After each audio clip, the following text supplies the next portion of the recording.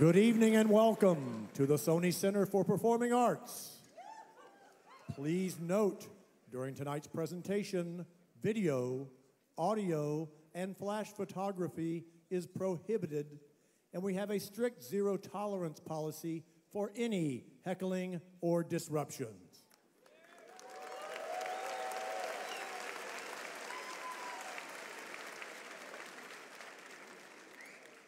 And now, please welcome your host and moderator, President of Ralston College, Dr. Stephen Blackwood.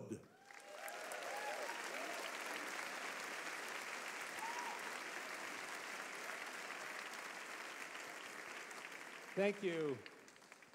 A warm welcome to all of you here this evening, both those here in the theater in Toronto and those following online. You know, it's not very often that you see a country's largest theater packed for an intellectual debate, but that's what we're all here for tonight. Please join me.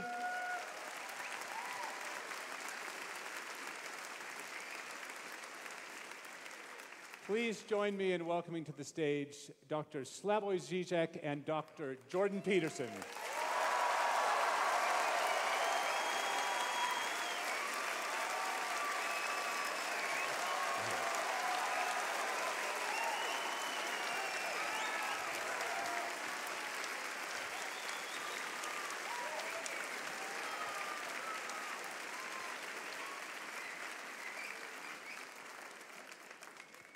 Just a few words of introduction.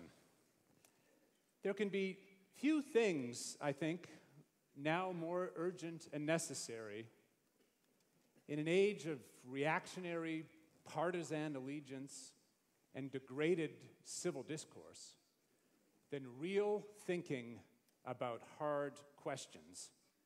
The very premise of tonight's event is that we all participate in the life of thought, not merely opinion or prejudice, but the realm of truth, accessed through evidence and argument.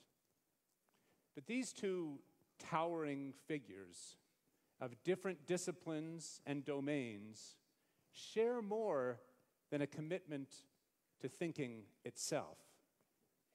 They are both highly attuned to ideology and the mechanisms of power. And yet, they are not principally political thinkers. They are both concerned with more fundamental matters: meaning, truth, freedom. So it seems to me likely we will see tonight not only deep differences, but also surprising agreement on deep questions. Dr. Slavoj Žižek is a philosopher. He has not one, but two doctoral degrees, one in philosophy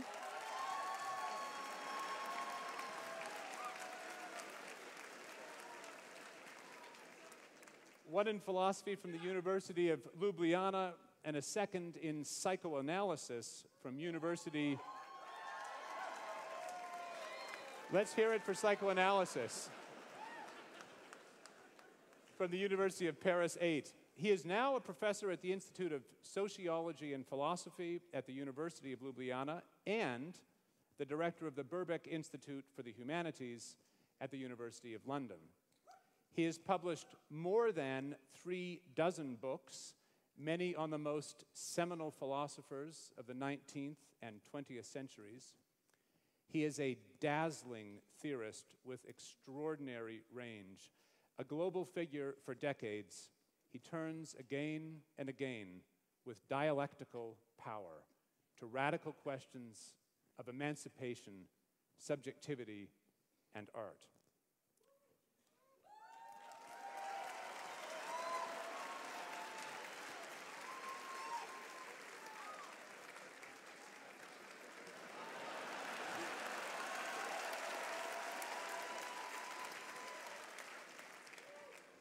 Dr. Jordan Peterson is an academic and clinical...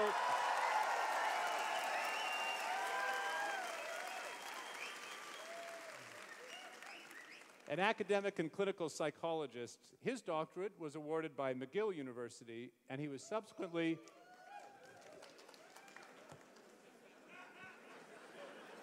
we got some McGill graduates out here.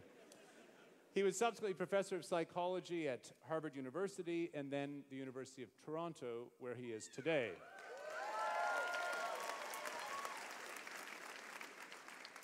The author of 2 books and well over 100 academic articles, Dr. Peterson's intellectual roots likewise lie in the 19th and early 20th centuries, where his reading of Nietzsche, Dostoevsky, and above all, Carl Jung, inform his interpretation of ancient myths, of 20th century totalitarianism, and especially his endeavor to counter contemporary nihilism.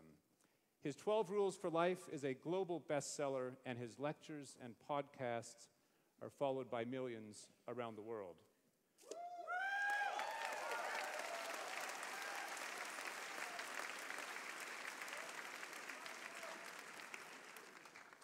Both Drs. Žižek and Peterson transcend their titles, their disciplines, and the academy, just as this debate, we hope, will transcend purely economic questions by situating those in the frame of happiness, of human flourishing itself. We're in for quite a night. A quick word about format. Each of our debaters will have 30 minutes to make a substantial opening statement, to lay out an argument.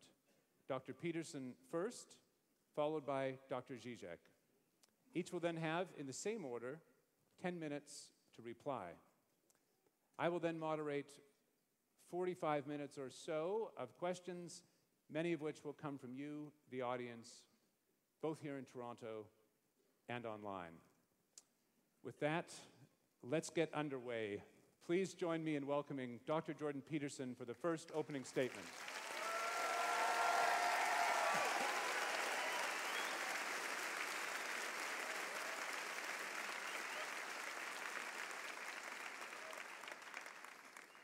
Well, thank you for that insanely enthusiastic welcome for the entire event and also for being here. I have to tell you first that this event, and I suppose my life in some sense, hit a new milestone that I was just made aware of by a stagehand today backstage, who informed me that last week the tickets for this event were being scalped online at a higher price than the tickets for the Leafs playoff games.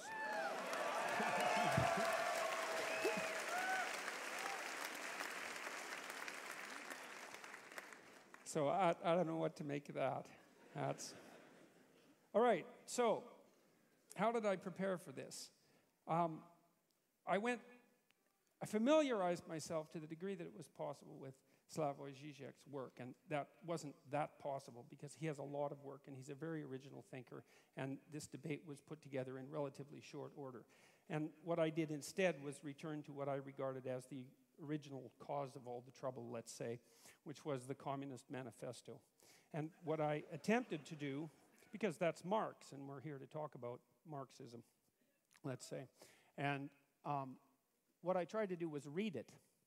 And to read something, you don't just follow the words and follow the meaning, but you take apart the sentences and you ask yourself at this level of phrase and at the level of sentence and at the level of paragraph, is this true? Are there counter-arguments that can be put forward that are credible? Is this solid thinking? And I have to tell you, and I'm not trying to be flippant here, that I have rarely read a tract. Now, I read it when I was 18. It was a long time ago, right? That's 40 years ago. But I've rarely read a tract that made as many errors per sentence, conceptual errors per sentence, as the Communist Manifesto. It was quite a miraculous reread. It was interesting to think about it psychologically as well, because I've read student papers that were of the same ilk in some sense, although I'm not suggesting that they were of the same level of glittering literary brilliance and polemic quality. And I also understand that the Communist Manifesto was a call for revolution and not a standard logical argument. But that notwithstanding, I have some things to say about the authors psychologically. The first thing is that it doesn't seem to me that either Marx or Engels grappled with this particular fundamental truth, which is that almost all ideas are wrong. And so and it doesn't matter if they're your ideas or someone else's ideas, they're probably wrong. And even if they strike you with the force of brilliance, your job is to assume, first of all, that they're probably wrong, and then to assault them with everything you have in your arsenal and see if they can survive. And what struck me about the Communist Manifesto was it was akin to something Jung said about typical thinking. And this was the thinking of people who weren't trained to think. He said that the typical thinker has a thought, it appears to them like an object might appear in a room. The thought appears, and then they just accept it as true. They don't go the second step, which is to think about the thinking. And that's the real essence of critical thinking. And so that's what you try to teach people in university, is to read a text and to think about it critically, not to destroy the utility of the text, but to separate the wheat from the chaff. And so what I tried to do when I was reading the Communist Manifesto was to separate the wheat from the chaff. And I'm afraid I found some wheat, yes, but mostly chaff. And I'm going to explain why, hopefully in relatively short order. So I'm going to outline 10 of the fundamental axioms of the Communist Manifesto. And so these are truths that are basically held as self-evident by the authors. And they're truths that are presented in some sense as unquestioned, and I'm going to question them and tell you why I think they're unreliable. Now, we should remember that this tract was actually written 170 years ago. That's a long time ago. And we have learned a fair bit since then about human nature, about society, about politics, about economics. There's lots of mysteries left to be solved, but we are slightly wiser, I presume, than we were at one point. And so you can forgive the authors to some degree for what they didn't know, but that doesn't matter given that the essence of this doctrine is still held as sacrosanct by a large proportion of academics. Probably are among the most, guilty of that particular sin. So here's proposition number 1. History is to be viewed primarily as an economic class struggle. All right, so let's think about that for a minute. First of all, the proposition there is that history is primarily to be viewed through an economic lens, and I think that's a debatable proposition because there are many other motivations that drive human beings than economics, and those have to be taken into account, especially that drive people other than economic competition, like economic cooperation, for example. And so that's a problem. The other problem is that it's actually not nearly a pessimistic enough description of the actual problem, because history, this is to give the devil his due. The idea that one of the driving forces between history is hierarchical struggle is absolutely true. But the idea that that's actually history is not true, because it's deeper than history. It's biology itself, because organisms of all sorts organize themselves into hierarchies. And one of the problems with hierarchies is that they tend to arrange themselves into a winner-take-all situation. And that is implicit in some sense in Marxist thinking, because of course Marx believed that in a capitalist society, capital would accumulate in the hands of fewer and fewer people. And that actually is in keeping with the nature of hierarchical organizations.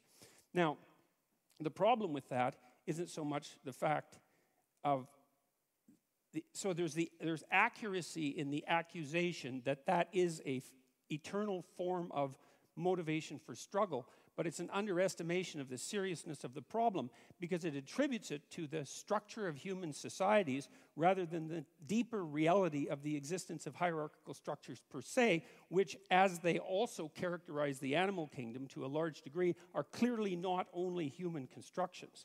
And the idea that there's hierarchical competition among human beings, there's evidence for that goes back at least to the Paleolithic times.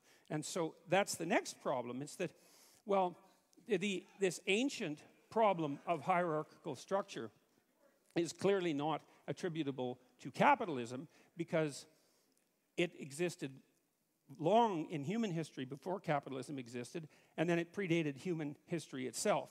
So the question then arises, why would you necessarily, at least implicitly, link the class struggle with capitalism, given that it's a far deeper problem? And now, it's also, you've got to understand that this is a deeper problem for people on the left, not just for people on the right. It is the case that hierarchical structures dispossess those people who are at the bottom, those creatures who are at the bottom, speaking, say, of animals, but those people who are at the bottom, and that is a fundamental existential problem.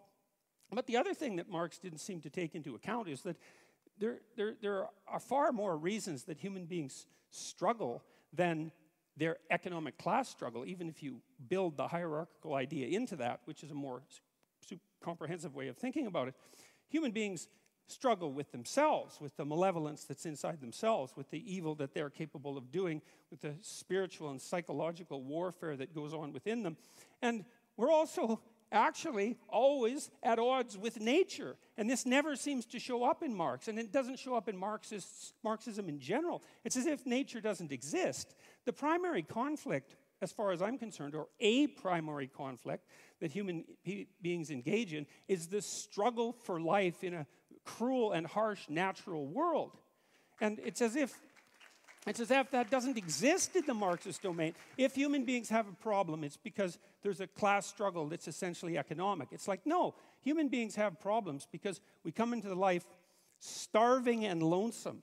And we have to solve that problem continually, and we make our social arrangements, at least in part, to ameliorate that, as well as to, well, upon occasion, exacerbate it. And so there's also very little understanding in the Communist Manifesto that any of the, like, say, hierarchical organizations that human beings have put together might have a positive element. And that's an absolute catastrophe, because hierarchical structures are actually necessary to solve complicated social problems. We have to organize ourselves in some manner, and you have to give the devil his due. And so it is the case that hierarchies dispossess people, and that's a big problem. That's the fundamental problem of inequality.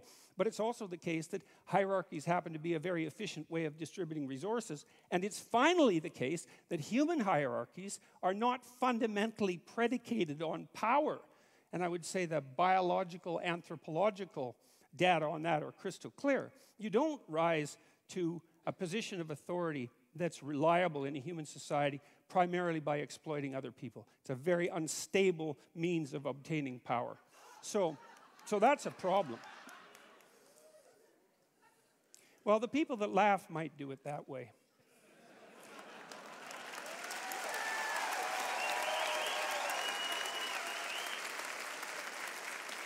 Okay, now another problem that comes up right away is that Marx also assumes that you can think about history as a binary class struggle with clear divisions between, say, the proletariat and the bourgeoisie.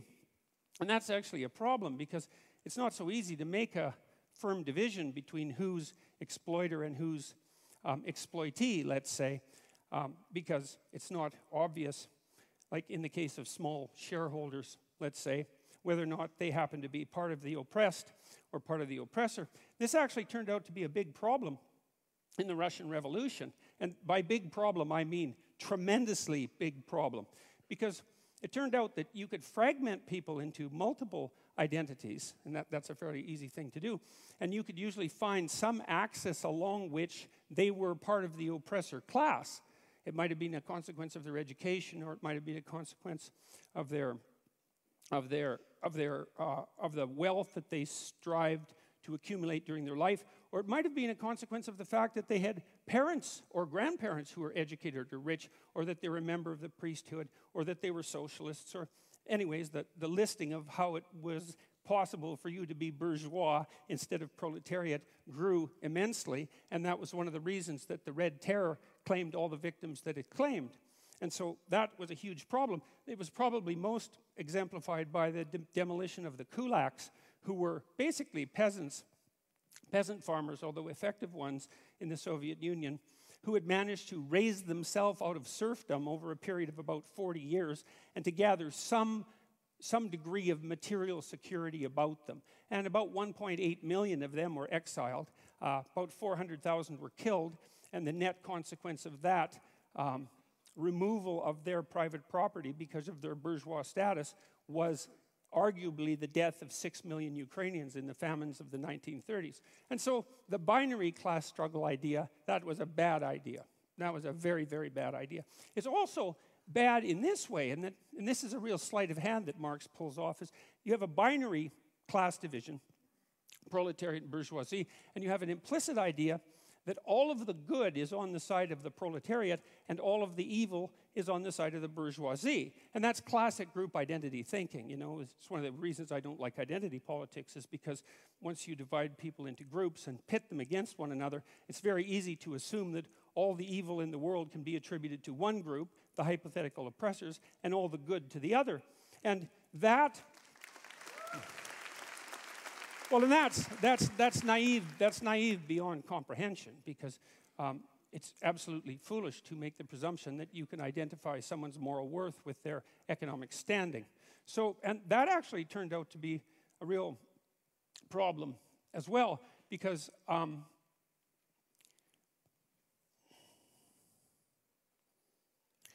Marx also came up with this idea, which is a crazy idea, as far as I can tell, of the, that's a technical term, crazy idea, of the dictatorship of the proletariat. And that's the next idea that I really stumbled across. It was like, okay, so what's the problem? Well, the problem is the capitalists own everything. They own all the means of production. And they're oppressing everyone. And that would be all the workers. And there's going to be a race to the bottom of wages for the workers as the capitalists strive to extract more and more value from the labor of the proletariat by competing with other capitalists to drive wages downward, which, by the way, didn't happen, partly because wage earners can become scarce, and that actually drives the market value upward. But the fact that you assume a priori that all the evil can be attributed to the capitalists and all the good, the bourgeoisie, and all the good could be attributed to the proletariat meant that you could hypothesized that a dictatorship of the proletariat could come about, and that was the first stage in the communist revolution. And remember, this is a call for revolution, and not just revolution, but bloody, violent revolution, and the overthrowing of all existent social structures.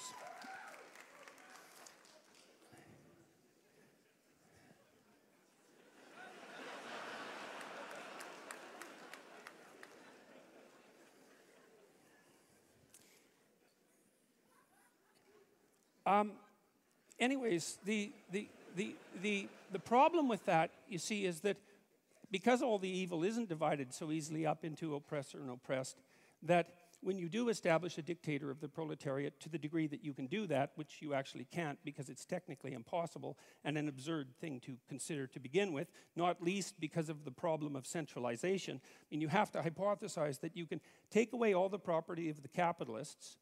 You can replace the capitalist class with a minority of proletariats. How they're going to be chosen isn't exactly clear in the Communist Manifesto. That none of the people who are from the proletariat class are going to be corrupted by that sudden access to power because they're, well, by definition, good. So then you have the good people who are running the world, and you also have them centralized so that they can make decisions that are insanely complicated to make, in fact, impossibly complicated to make. And so that's a failure conceptually on both dimensions because, first of all the proletariat aren't going to be good, and when you put people in the same position as the evil capitalists, especially if you believe that social pressure is one of the determining factors of human character, which the Marxists certainly believe, then why wouldn't you assume that the proletariat would immediately become as or more corrupt than the capitalists, which is, of course, I would say exactly what happened every time this experiment was run. And then the next problem is, well, what makes you think that you can take some system as complicated as, like, capitalist free market society and centralize that and put decision-making power in the hands of a few people, the mechanisms without specifying the mechanisms by which you're going to choose them? Like, what makes you think they're going to have the wisdom or the ability to do what the capitalists were doing unless you assume, as Marx did, that all of the evil was with the capitalists and all the good was with the proletariats, and that nothing that capitalists did constituted valid labor, which is another thing that Marx assumed, which is palpably absurd. Because people who are, like maybe if you're a dissolute aristocrat from 1830 or earlier, and you run a feudal estate and all you do is spend your time gambling and chasing prostitutes, well, then your labor value is zero. But if you're running a business and it's a successful business, first of all, you're a bloody fool to exploit your workers, because even if you're greedy as sin, because you're not going to extract the maximum amount of labor out of them by doing that. And the notion that you're adding no productive value as a manager rather than a capitalist it's absolutely absurd. All it does is indicate that you either know nothing whatsoever about how an actual business works, or you refuse to know anything about how an actual business works. So that's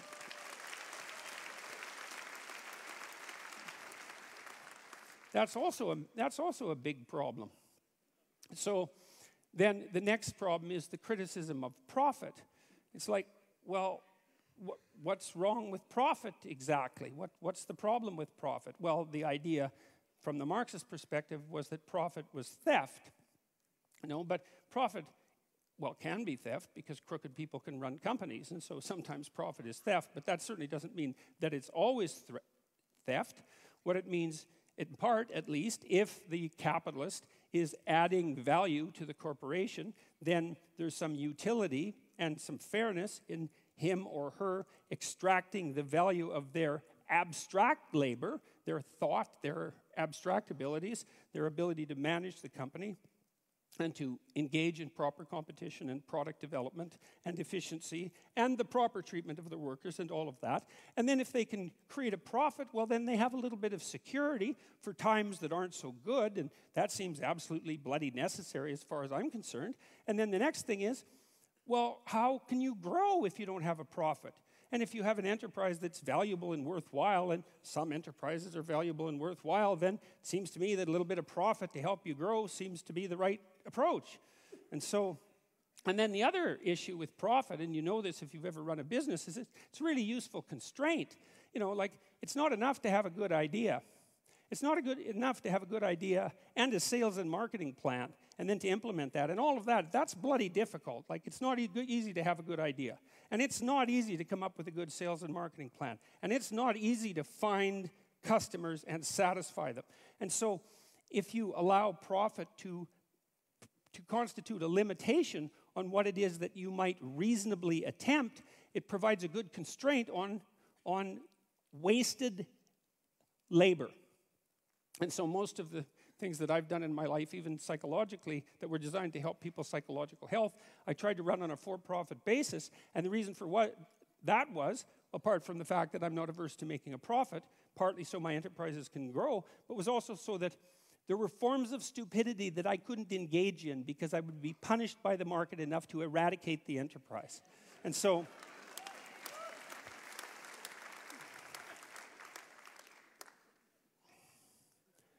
okay, and then so the next issue, this is a weird one. So Marx and Engels also assume that this dictatorship of the proletariat, which involves absurd centralization, the overwhelming probability of corruption, and impossible computation, as the proletariat now try to rationally compute the manner in which an entire market economy could run, which cannot be done because it's far too complicated for anybody to think through. The next theory is that somehow the proletariat dictatorship would become magically hyperproductive. And there's actually no theory at all about how that's going to happen. And so I had to infer the theory, and the theory seems to be that once you eradicate the bourgeoisie, because they're evil, and you get rid of their private property, and you eradicate the profit motive, then all of a sudden, magically, the small percentage of the proletariat who now run the society determine how they can make their productive enterprises productive enough so they become hyperproductive. Now, and they need to become hyperproductive for the last error to be logically coherent. in relationship to the Marxist theory, which is that at some point the proletariat, the dictatorship of the proletariat, will become so hyperproductive that there'll be enough material goods for everyone across all dimensions. And when that happens, then what people will do is spontaneously engage in meaningful creative labor, which is what they had been alienated from in the capitalist horror show, and the utopia will be magically ushered in.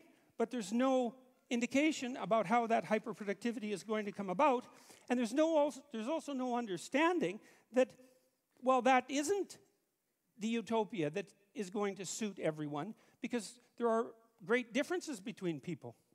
And some people are going to find what they want in love, and some are going to find it in social being, and some are going to find it in conflict and competition, and some are going to find it in creativity, as Marx pointed out. But the notion that will necessarily be the end goal for the utopian state is preposterous. And then there's the Dostoevskian observation too, which is one not to be taken lightly, which is, well, what sort of shallow conception of people do you have that makes you think that if you gave people enough bread and cake, in the Dostoevskian terms, and nothing to do with except to busy themselves with the continuity of the species, that they would all of a sudden become peaceful and heavenly. Dostoevsky's idea was that, we were built for trouble. And if we were ever handed everything we needed on a silver platter, the first thing we would do is engage in some form of creative destruction, just so something unexpected could happen, just so we could have the adventure of our lives. And I think there's something to be said for that.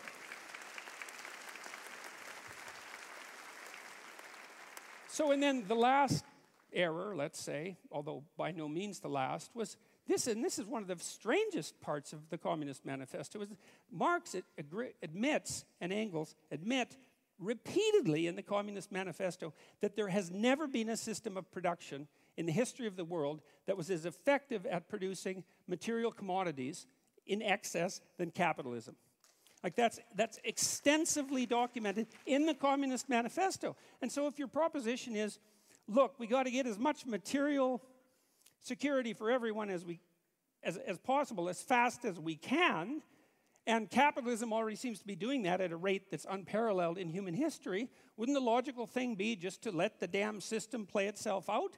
I mean, unless you're assuming that the evil capitalists are just going to take all of the flat-screen televisions and put them in one big room and not let anyone else have one.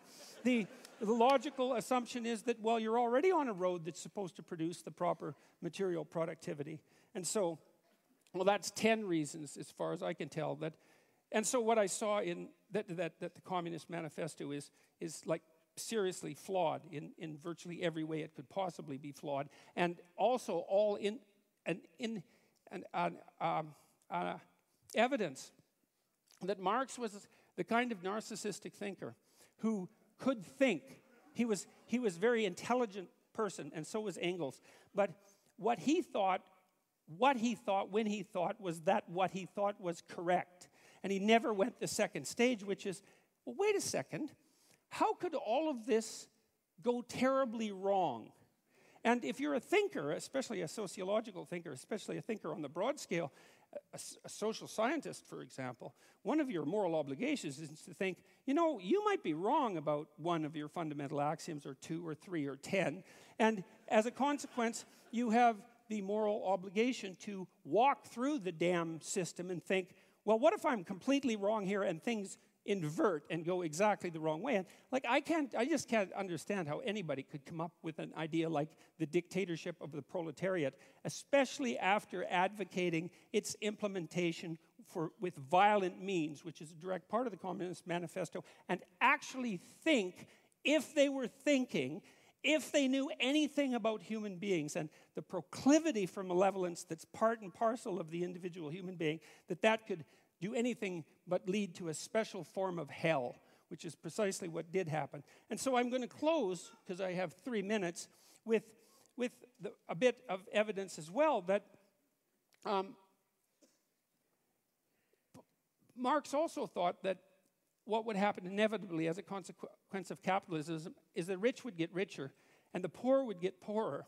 So there would be inequality. The first thing I'd like to say is we do not know how to set up a human system of economics without inequality. No one has ever managed it, including the communists. And the form of inequality changed, and it's not obvious by any stretch of imagination that the free market economies of the West have more inequality than the less free economies in the rest of the world. And the one thing you can say about capitalism is that although it produces inequality, which it absolutely does, it also produces wealth. And all the other systems don't. They just produce inequality.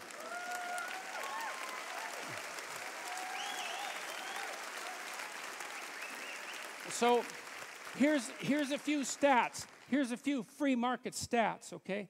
From 1800 to 2017, income growth adjusted for inflation grew by 40 times for production workers and 16 times for unskilled labor. Well, GDP rose by a factor of about 0.5 from 1 AD to 1800. So from 1 AD to 1800 AD, it was like nothing, flat. And then all of a sudden, in the last 217 years, there's been this unbelievably upward movement of wealth. And it doesn't only characterize the tiny percentage of people at the top who, admittedly, do have most of the wealth. The question is, not only, though, what's the inequality? The question is, well, what's happening to the absolutely poor at the bottom? And the answer to that is, they're getting richer faster now than they ever have in the history of the world. And we're eradicating poverty in countries that have adopted moderate free market policies at a rate that's unparalleled. So here's an example. One of the UN millennial goals was to reduce the rate of absolute poverty in the world by 50% between 2000 and 2015. And they defined that as $1.90 a day. Pretty low, you know, but you have to start somewhere. We hit that at 2012, 3 years ahead of schedule. And you might be cynical about that and say, well, it's kind of an arbitrary number. But the curves are exactly the same at $3.80 a day and $7.60 a day. Not as many people have hit that, but the rate of increase towards that is the same. The bloody UN thinks that we'll be out of poverty defined by $1.90 a day by the year 2030. It's unparalleled. And so the rich may be getting richer, but the poor are getting richer too. And that's not the... Look, I'll leave it at that. Because I'm out of time. But I'll leave it with this.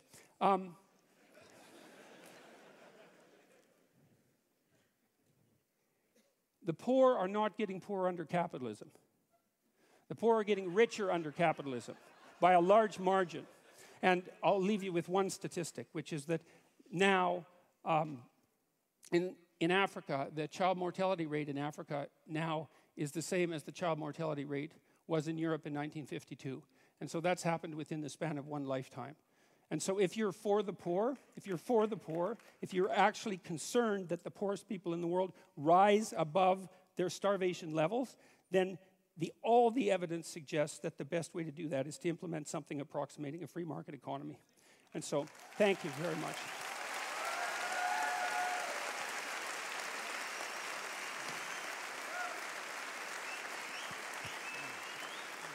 I have a chair, I can sit there.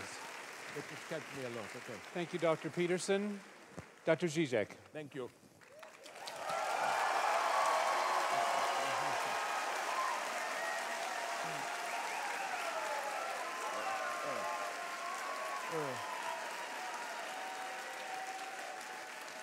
Okay.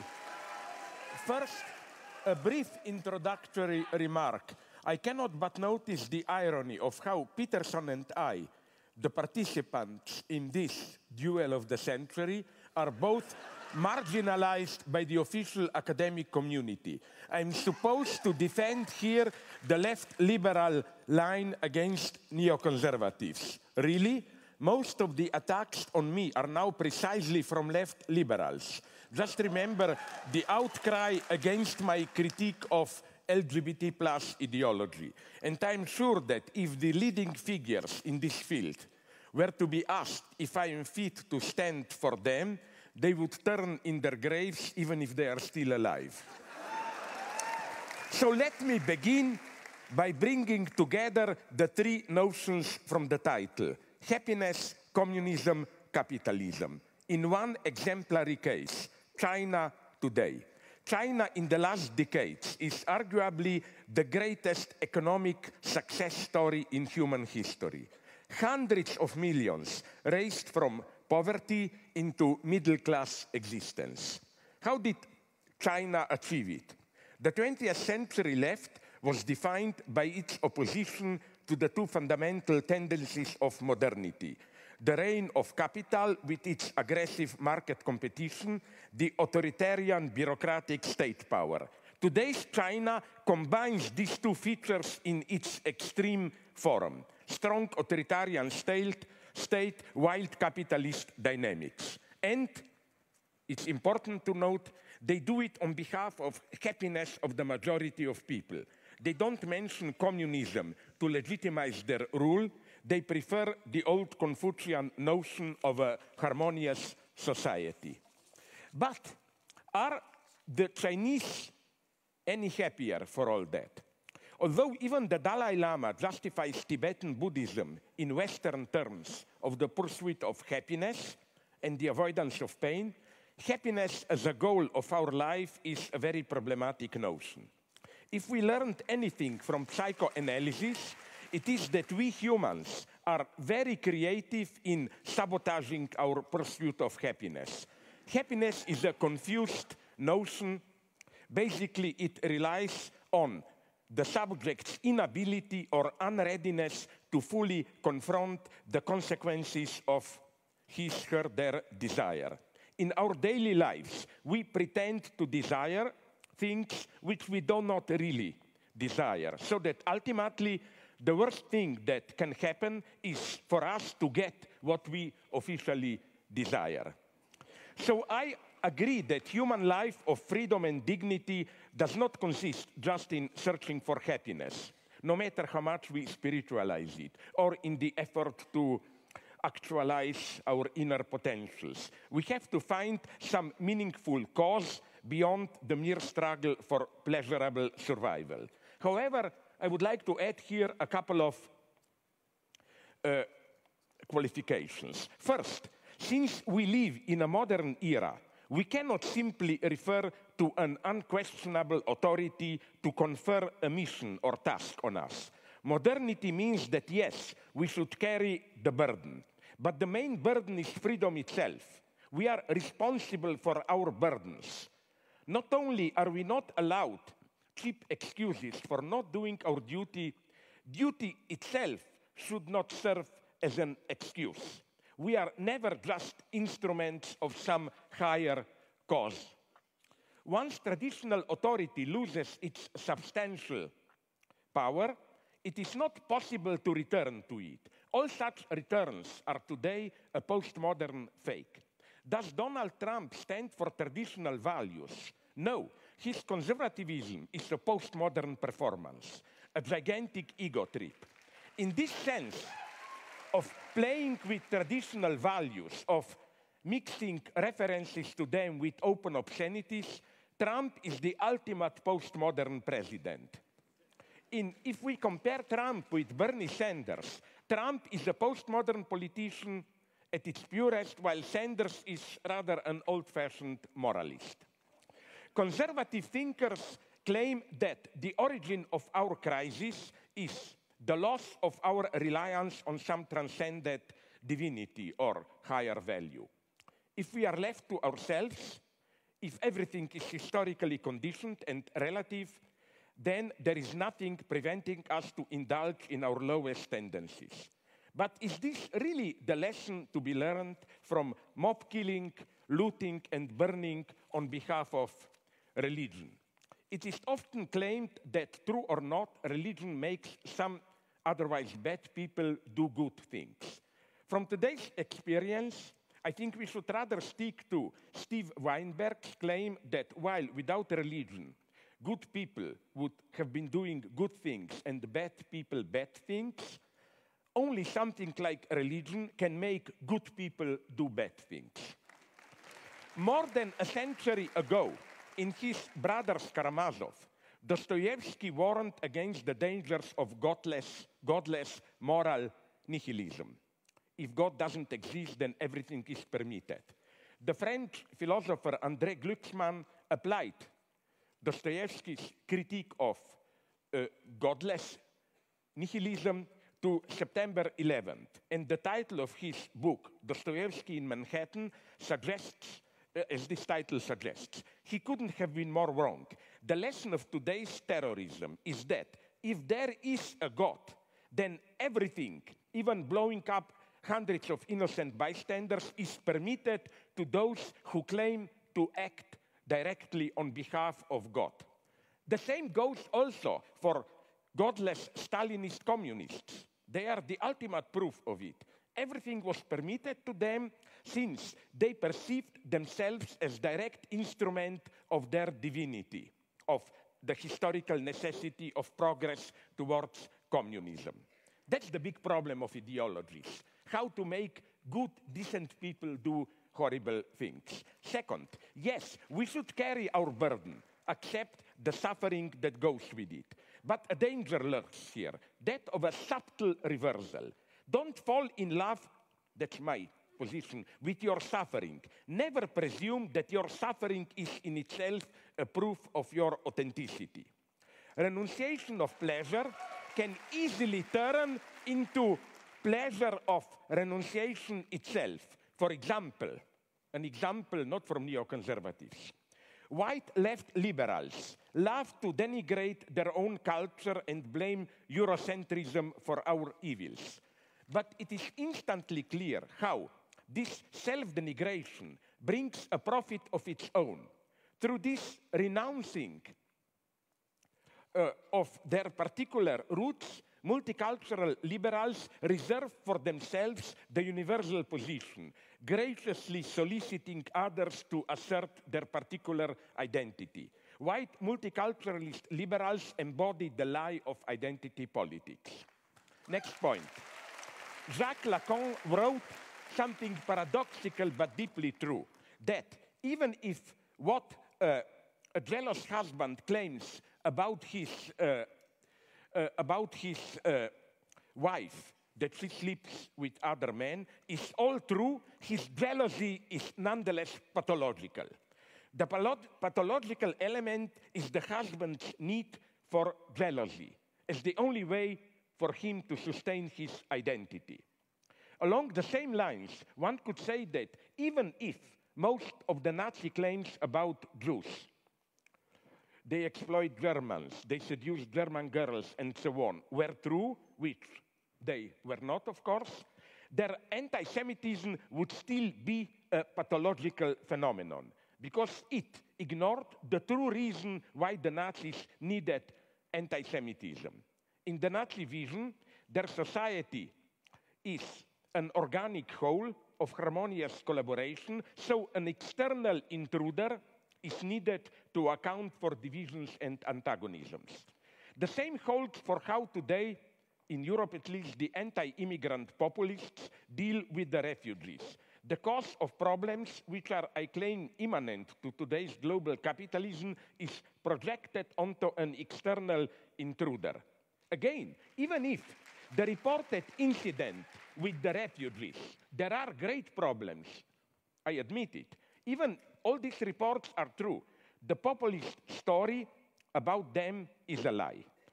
With anti-Semitism, we are approaching the topic of telling stories. Hitler was one of the greatest storytellers of the 20th century.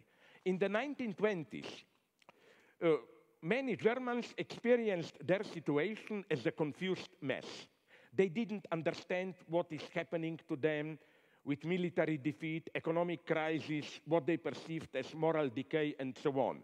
Hitler provided a story, a plot, which was precisely that of a Jewish plot. We are in this mess because of the Jews. That's what I would like to insist on. We are telling ourselves stories about ourselves in order to acquire a meaningful experience of our lives. However, this is not enough. One of the most stupid wisdoms, and they are mostly stupid, is an enemy is someone whose story you have not heard. Really? Are you also ready to affirm that Hitler was our enemy because his story was not heard? the experience that we have of our lives from within, the story we tell ourselves about ourselves in order to account for what we are doing is, and this is what I call ideology, fundamentally a lie. The truth lies outside in what we do.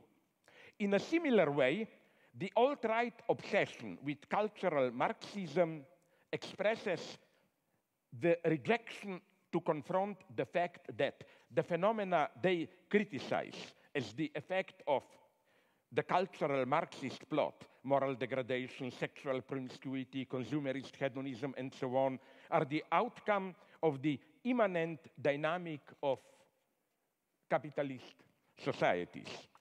I would like to refer to a classic, Daniel Bell, Cultural Contradictions of Capitalism, written back in 1976, where the author argues that the unbounded drive of modern capitalism undermines the moral foundations of the original Protestant ethics. And in a new afterword, Bell offers a bracing perspective on contemporary Western societies, revealing the crucial cultural fault lines we face as the 21st century is here. The turn towards culture as a key component of capitalist reproduction and, concomitant to it, the commodification of cultural life itself are, I think, crucial moments of capitalist expanded reproduction. So the term cultural Marxism, I think, plays the same role as that of the Jewish plot in anti-Semitism. It projects or transposes some immanent antagonism, however you call it, ambiguity, tension, of our socio-economic life onto an external cause.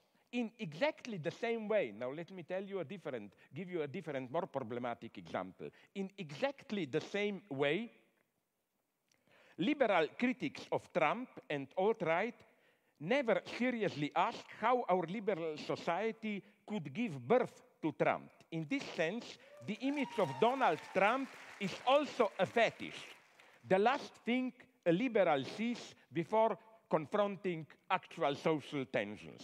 Hegel's motto, evil resides in the gaze which sees evil everywhere, fully applies here. The very liberal gaze which demonizes Trump is also evil because it ignores how its own failures opened up the space for Trump's type of patriotic populism. Next point. One should stop blaming hedonist egotism for our woes. The true opposite of egotist self-love is not altruism, a concern for the common good, but envy, resentment, which makes me act against my own interests. This is why, as many perspicuous philosophers clearly saw, evil is profoundly spiritual, in some sense more spiritual than goodness.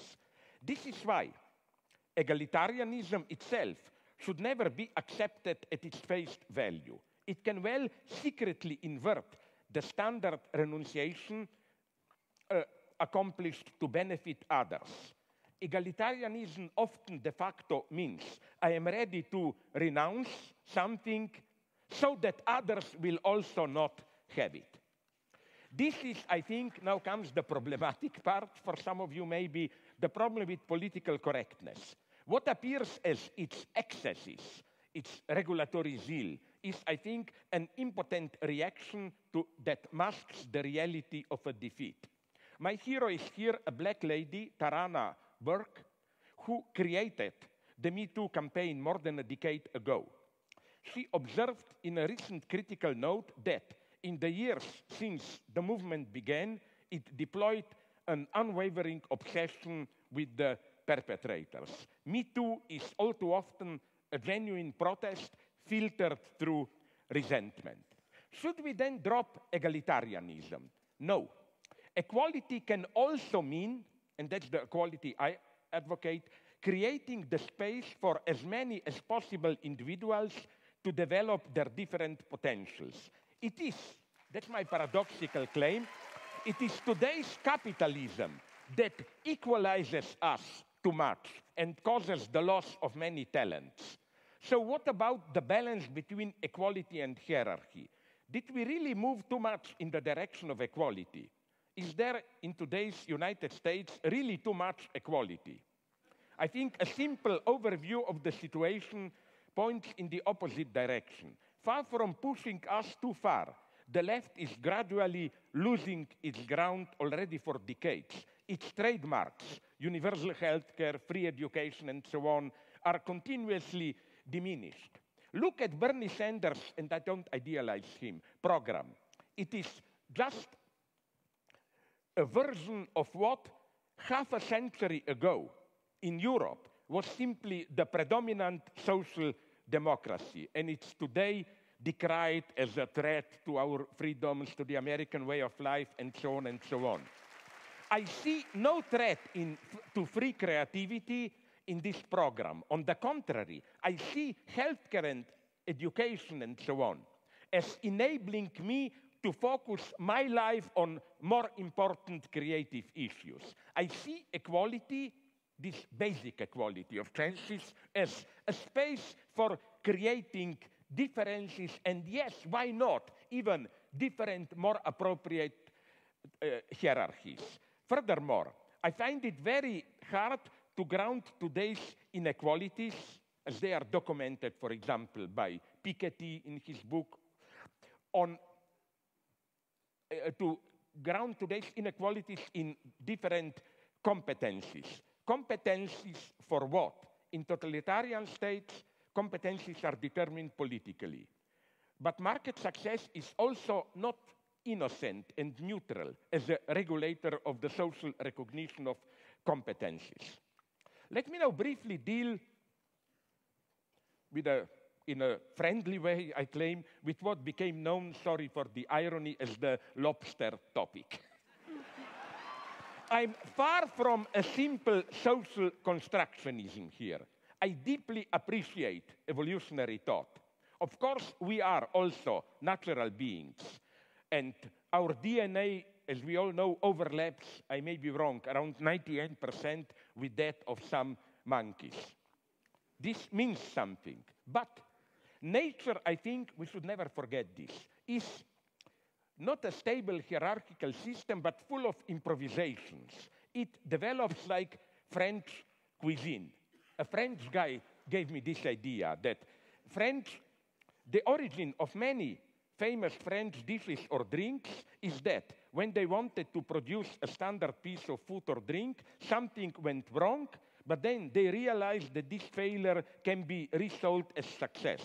They were making cheese in the usual way, but the cheese got rotten and infected, smelling bad, and they said, oh my God, look, we have our own original French cheese. Or they were making wine in the usual way. Then something went wrong with fermentations, and so they began to produce champagne, and so on and so on.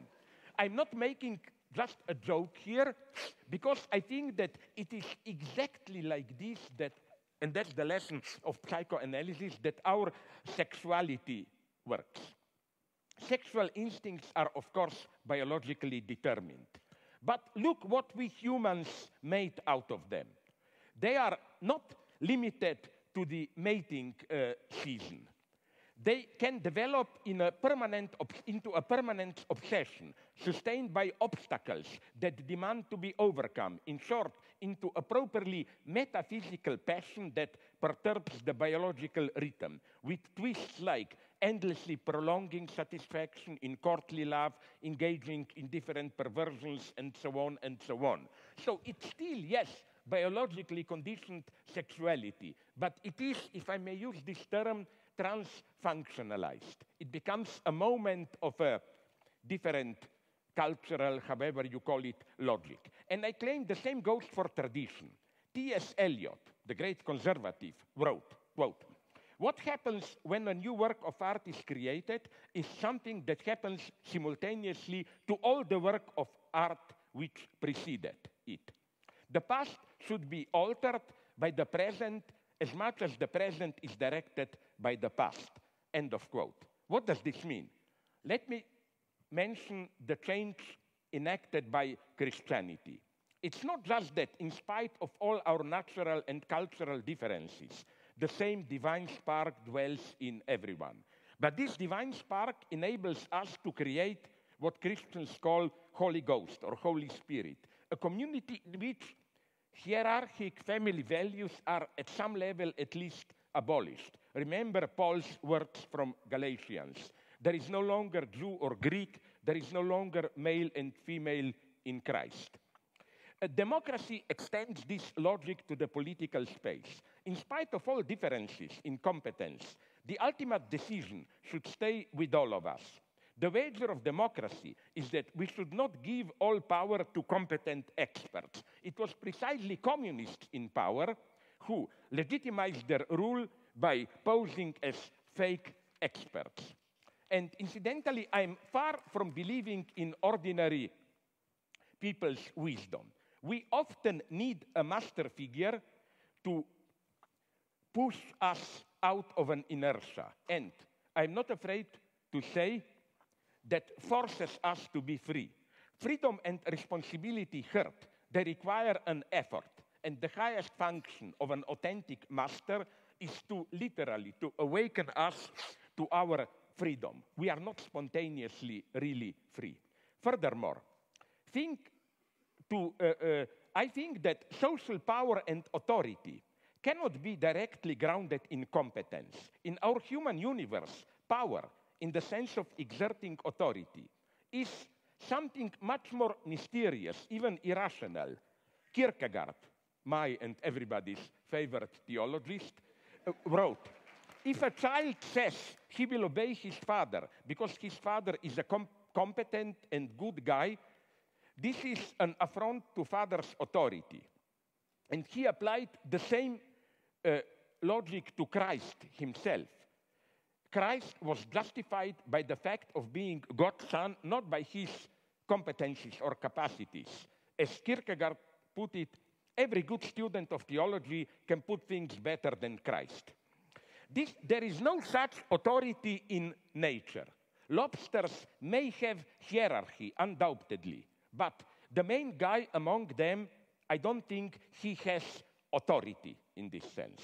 Again, the wager of democracy is that, and that's the subtle thing, not against competence and so on, but that political power and competence or expertise should be kept apart.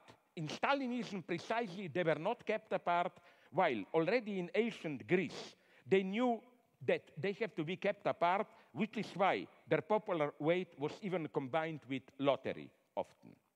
So where does communism, just to conclude, where does communism enter here? Why do I still cling to this cursed name when I know and fully admit the 20th century communist project in all its failure, how it failed giving birth to new forms of murderous terror? Capitalism won, but today, and that's my claim, we can debate about it, the question is, does today's global capitalism contain strong enough antagonisms which prevent its indefinite reproduction? I think there are such antagonisms. The threat of ecological catastrophe, the consequence of new technoscientific developments, especially in biogenetics, and new forms of apartheid. All these antagonisms concern what Marx called commons, the shared substance of our social being. First, of course, the commons of external nature, threatened by pollution, global warming, and so on. Now, let me be precise here. I'm well aware how uncertain analysis and projections are in this domain. It will be certain only when it will be too late. And I am well aware of the temptation to engage in precipitous extrapolations. When I was younger, to give you a critical example, there was in Germany an obsession with Waldsterben, the dying of forests, with predictions that in a couple of decades, Europe will be without forests. But according to recent estimates, there are now more forest areas in Europe than 100 years or 50 years ago. But there is nonetheless, I claim, the prospect of a catastrophe here. Scientific data seem to me at least abundant enough. I also think, this may be critical to some of you, there is a problem with capitalism here for the simple reason that its managers, not because of their evil nature, but that's the logic of capitalism, care to expand self-reproduction, and environmental consequences are simply not part of the game. This is, again, not a moral reproach. And incidentally, so that you will not think that I don't know what I'm talking about, in communist countries, those in power were obsessed with expanded reproduction and were not under public control, so the situation was even worse. So how to act? First, by admitting we are in a deep mess. There is no simple democratic solution here. The idea that people themselves should decide what to do about ecology sounds deep, but it begs an important question, even if their comprehension is not distorted by corporate interests. What qualifies them to pass a judgment in such a delicate matter? Plus, the radical measures advocated by some ecologists can themselves trigger new catastrophes. Let me mention just the idea which is floating around of solar radiation management. The continuous massive dispersal of aerosols into our atmosphere to reflect and absorb sunlight and thus cool the planet. Can we even imagine how the fragile balance of our Earth function and in what unpredictable ways geoengineering can disturb it? In such times of urgency, when we know we have to act but don't know how to act, thinking is needed. Maybe we should turn around a little bit. Marxist famous Thesis 11.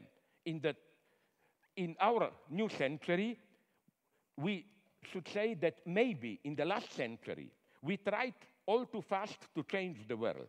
The time has come to step back and interpret it. The second threat, the commons of internal nature.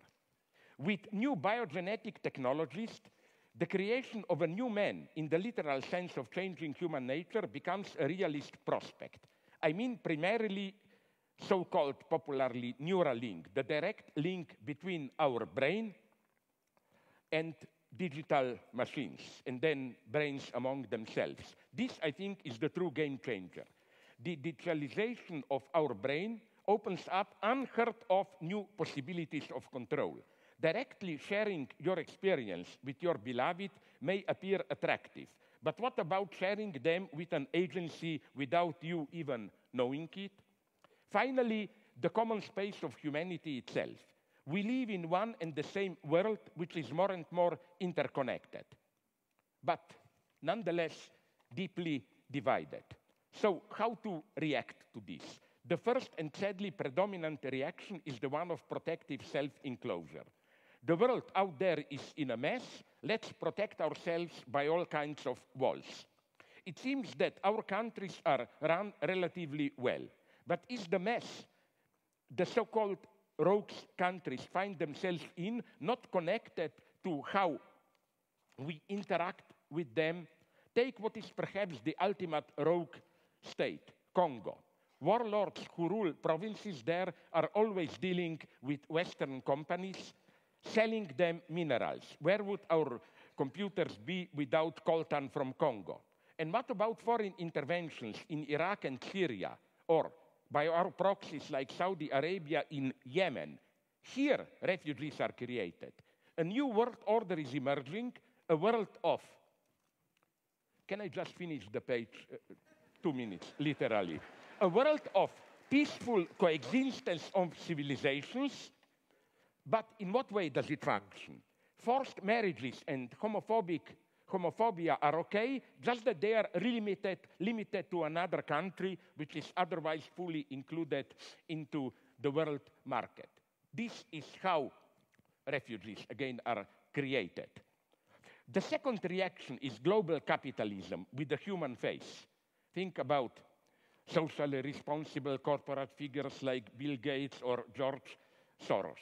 They passionately support LGBT, they advocate charities, and so on. But even in its extreme form, opening up our borders to the refugees, treating them like one of us, They only provide what in medicine is called a symptomatic treatment. The solution is not for the rich Western countries to receive all immigrants, but somehow to try to change the situation which creates massive waves of immigration. And we are complicit in this. Is such a change a utopia? No. The true utopia is that we can survive without such a change. So here I think, I know it's provocative to call this a plea for communism. I do it a little bit to provoke things.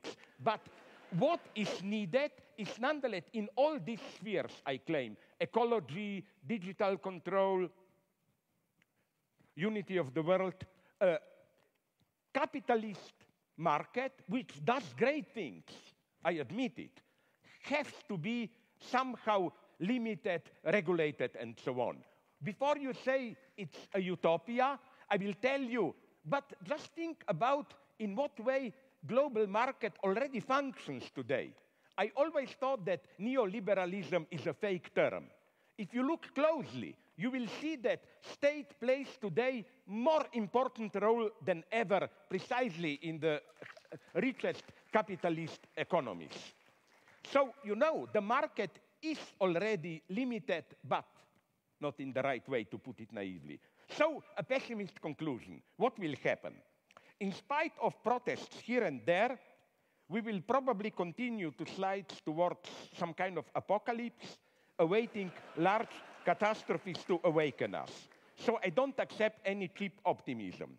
When somebody tries to convince me that in spite of all the problems, there is a light at the end of the tunnel, my instant reply is yes, and it's probably another train coming towards us. Thank you very much.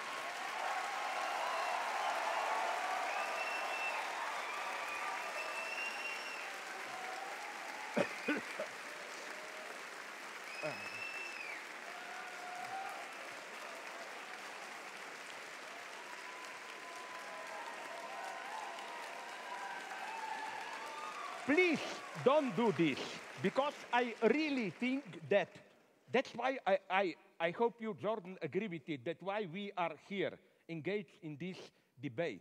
Don't take it as a cheap competition. It may be that, but we are, as you said in your introduction, desperately trying to confront serious problems. I mean, for example, when I mentioned China, I didn't mean to celebrate it. That worries me terribly. My God, is this our future? No. Sorry for this. Sorry, please. Discount, take away this from my 10 minutes. No problem. No problem. No problem. Dr. Peterson, 10 minutes to you to reply.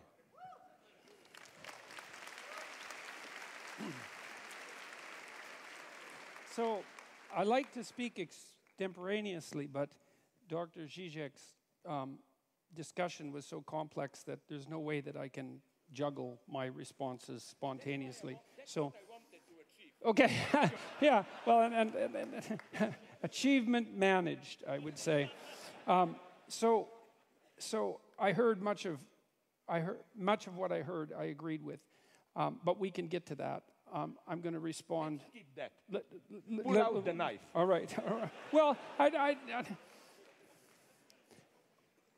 I heard a criticism of capitalism, but no real support of Marxism. And that's an interesting thing, because for me, the terms of the argument were, well, there were three terms of the argument, let's say. There was capitalism, there was Marxism, and there was happiness. And I would say Dr. Žižek focused probably more on the problems of capitalism and the problems of happiness than on the utility of Marxism. And that actually comes as a surprise to me, because I presumed that much of what I would hear would be a support of something approximating traditional or even a-traditional Marxism, which is why I organized the first part of my talk as an attack against Marxism per se. Okay, so now Žižek points out that there are problems of capitalism. And I would like to say that I'm perfectly aware that there are problems with capitalism. I wasn't defending capitalism, actually, in some sense. I was defending it in comparison to communism, which is not the same thing. because as Winston Churchill said about democracy, you know, it's the worst form of government there is, except for all the other forms. And so you might say the same thing about capitalism, is that it's the worst form of economic arrangement you could possibly manage, except for every other one that we've ever tried. And I'm dead serious about that. I'm not trying to be flippant. I mean that it isn't obvious to me, when Dr. Žižek is speaking in more apocalyptic terms, it isn't obvious to me that we can solve the problems that confront us. You know, and it's also not a message that I have been purveying that unbridled capitalism per se, as an isolated, what would you say, social economic structure, actually constitutes the proper answer to the problems that confront us. So I haven't made that case in any of the lectures that anything I've written or any of the lectures that I've done, because I don't believe it to be true. He said, well, what's the problems with capitalism? Well, the commodification of cultural life, all life, fair enough. There's something that isn't exactly right about reducing everything to economic competition. And capitalism certainly pushes in that direction. Advertising culture pushes in that direction. Sales and marketing culture pushes in that direction. And there's reasons for that, and I have a certain amount of admiration for the necessity of advertisers and salesmen and marketers. But that doesn't mean that the transformation of all elements of life into commodities in a capitalist sense is the best way forward. I don't think it is the best way forward. I think the evidence for that's actually quite clear. There is, by the way, a relationship. This is something I didn't point out before. There is a relationship between wealth and happiness. It's quite well defined in the psychological literature. Now, it's not exactly obvious whether the happiness measures are measures of happiness or whether they're measures of the absence of misery. And my sense is, as a psychometrician who's looked at these scales, that people are more concerned with not being miserable than they are with being happy. And those are all actually separate emotional states mediated by different psychobiological systems. It's a technical point, but it's an important one. There is a relationship between absolute level of income and self-reported lack of misery or happiness. And it's pretty linear until you hit, I would say, something approximating decent working class income.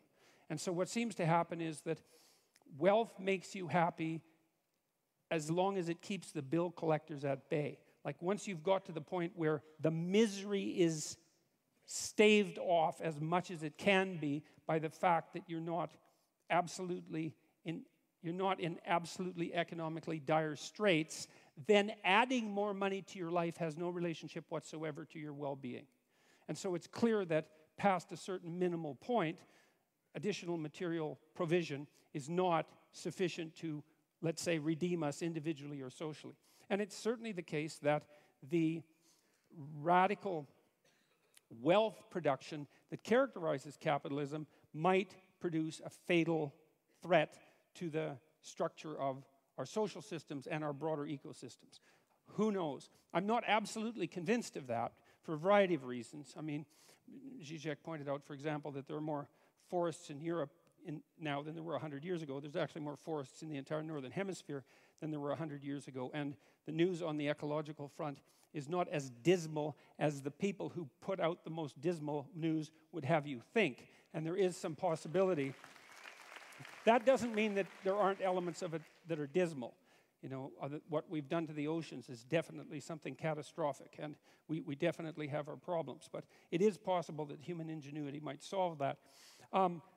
What else? There are inequalities generated by capitalism, a proclivity towards a shallow materialism, the probability of corruption. The thing about that for me is those are catastrophes that are part of the struggle for human existence itself and not something to be laid at the feet of any given socio-political system, especially one that seems to be producing a fair modicum of wealth for the poorest section of the population and raising people up to the point where, you know, their lives aren't an unending day-to-day struggle for mere survival. And there's some evidence, for example, that if you can get GDP up to about $5,000 per person per year, oh, that's GDP, that people start to become concerned about environmental degradation and start to take actions to prevent it. And so there is some possibility that if we're lucky, we can get the bottom billion or 2 billion people in the world, or 3 billion, as the population grows, up to the point where they're wealthy enough so they actually start to care enough about the environment so that we could act collectively to solve environmental problems. Now, you might say, well, by that time we'll be out of Earth. You know, we'll have exhausted the resources that are in front of us so desperately that there's no hope of that. But I would like to remind you of a famous bet between Julian Simon and the biologist at Stanford who wrote, Paul Ehrlich, who wrote The Population Bomb. They bet, Ehrlich, who thought we were going to be overpopulated by the year 2000, bet Simon that by the year 2000, commodity prices would have increased dramatically as a consequence of evidence that we were running out of material resources. They made a famous bet over a 25-year period, and Ehrlich paid off Simon in the year 2000 because commodity prices went down and not up. And so there is no solid evidence that the fact that our population is growing, and will peak out, by the way, at about 9 billion, there's no solid indication that the consequence of that is that we are, in fact, running out of necessary material resources. And so it's a danger, but it's not a danger that's proven. And there is some utility in considering that the addition of several billion more brains to the planet, especially if they were well-nourished brains, as they increasingly are, might help us generate enough problem solvers so that we can stay ahead of the looming ecological catastrophe as our population balloons outwards. Now, we're going to peak at 9 billion. It's not much higher than we are now, and it looks like we might be able to manage it. The other thing is that I didn't hear an alternative, really, from Dr. Žižek. You know, he admitted that the rise to success of the Chinese was in part a consequence of the allowance of market forces, and decried the authoritarian tendencies, and fair enough, that's exactly it. It also seemed to me that the social justice group identity processes that Dr. Žižek was decrying are, to me, a logical derivation from the oppression narrative that's a fundamental presupposition of Marxism. So there, I never heard a defense of Marxism in that part of his argument as well. And so for me, again, it's to ask, what's the alternative? I also heard an argument for egalitarianism, but I heard it defined as equality of opportunity, not as equality of outcome, which I see as a clearly defined Marxist aim. I heard an argument for a modified social distribution of wealth, but that's already part and parcel of most modern free market states, with a wide variation and an appropriate variation of government intervention, all of which constitute their own experiment. We don't know how much social intervention is necessary to flatten the tendency of hierarchies to become tilted so terribly that only the people at the top have everything and all of the people at the bottom have nothing. It's a very difficult battle to fight against that profound tendency, much deeper than the tendency of capitalism itself, and we don't exactly know what to do about it. So we run experiments, and that seems to be working perfectly reasonably, as far as I can tell. Let's see. Well, I'll close with this. Capitalism in the free market, well, that's the worst form of social organization possible, as I said, except for all the others. There is a positive relationship between economics measured by income and happiness, or psychological well-being, which might be the absence of misery. I certainly do not believe, and the evidence does not suggest, that material security is sufficient. I do believe, however, that insofar as there is a relationship between happiness and material security, that the free market system has demonstrated itself as the most efficient manner to achieve that, and that was actually the terms of the argument. So thus, if it's capitalism versus Marxism with regards to human happiness, it's still the case that the free market constitutes the clear winner. And maybe capitalism will not solve our problems. I actually don't believe that it will. I've in fact argued that the proper pathway forward is one of individual moral responsibility aimed at the highest good. It's something for me that's rooted in our underlying Judeo-Christian tradition that insists that each person is is sovereign in their own right and a locus of ultimate value, which is something that you can accept regardless of your religious presuppositions, and something that you do accept if you participate in a society such as ours. Even the fact that you vote, that you're charged with that responsibility, is an indication that our society is structured such that we presume that each person is a locus of responsibility and decision-making, of such import that the very stability of the state depends upon the integrity of their integrity of their character. And so what I've been suggesting to people is that they adopt as much responsibility as they possibly can in keeping with that, in keeping with their aim at the highest possible good, which to me is something approximating a balance between what's good for you as an individual and what's good for your family, in keeping with what's good for you as an individual, and then what's good for society in the larger frame, such that it's also good for you and your family. And that's a form of an elaborated, iterated game, a form of elaborated cooperation. It's a sophisticated way of looking at the ways society could possibly be organized, and I happen to believe that that has to happen at the individual level first, and that's the pathway forward that I see. And so that's my 10-minute commentary. Yeah, I go up again. Yeah. Thank you, guys. Thank you, Dr. Peterson. Dr. Since I Žižek. already spent a little bit of my time, I will try to be as short as possible. So a couple of remarks and then my final point. Why I think this self-limitation of capitalism is needed. First, about happiness. Just a couple of remarks. Jordan, I want to ask you, but isn't it, am I dreaming? I think I'm not. I remember a couple of years ago, it was reported all around the world, some kind of investigation, percentage of people interviewed in different countries, do they feel happy with their life? And the shock was that some Scandinavian countries, which we considered social democratic paradise, were very low, while Bangladesh, I think, was close to the top. Now, I know this logic has a limit. I don't buy the bullshit of poor people are happy in their world there and so on. But you know, my argument here is not against you. My argument here is problematizing happiness even more. Look, this may interest you. I was years ago in I think, Lithuania, and we debated, I report on this in one of my books, when were people in some perverted sense, and this is the critique of the category of happiness for me, happy. And we came to the crazy result. After the Soviet intervention, Czechoslovakia in 1970s and 80s. Why? For happiness, first, you should not have too much democracy, because this brings the burden of responsibility. Happiness means there is another guy out there, you can put all the blame on him. And as the joke went in Czechoslovakia, if there is bad weather, a storm, oh, this communist screwed it up again. That's one condition of happiness. The other condition, much more subtle one, is, and this was done in Czechoslovakia, those dark times after Soviet, the life was relatively moderately good, but not perfect. Like, there was meat all the time. Maybe once a month there was not meat in the stores. It was very good to remind you how happy you are the other time. Another thing, they had a paradise which should be at a proper distance. West Germany, affluence. It was not too far, but not directly accessible, you know. So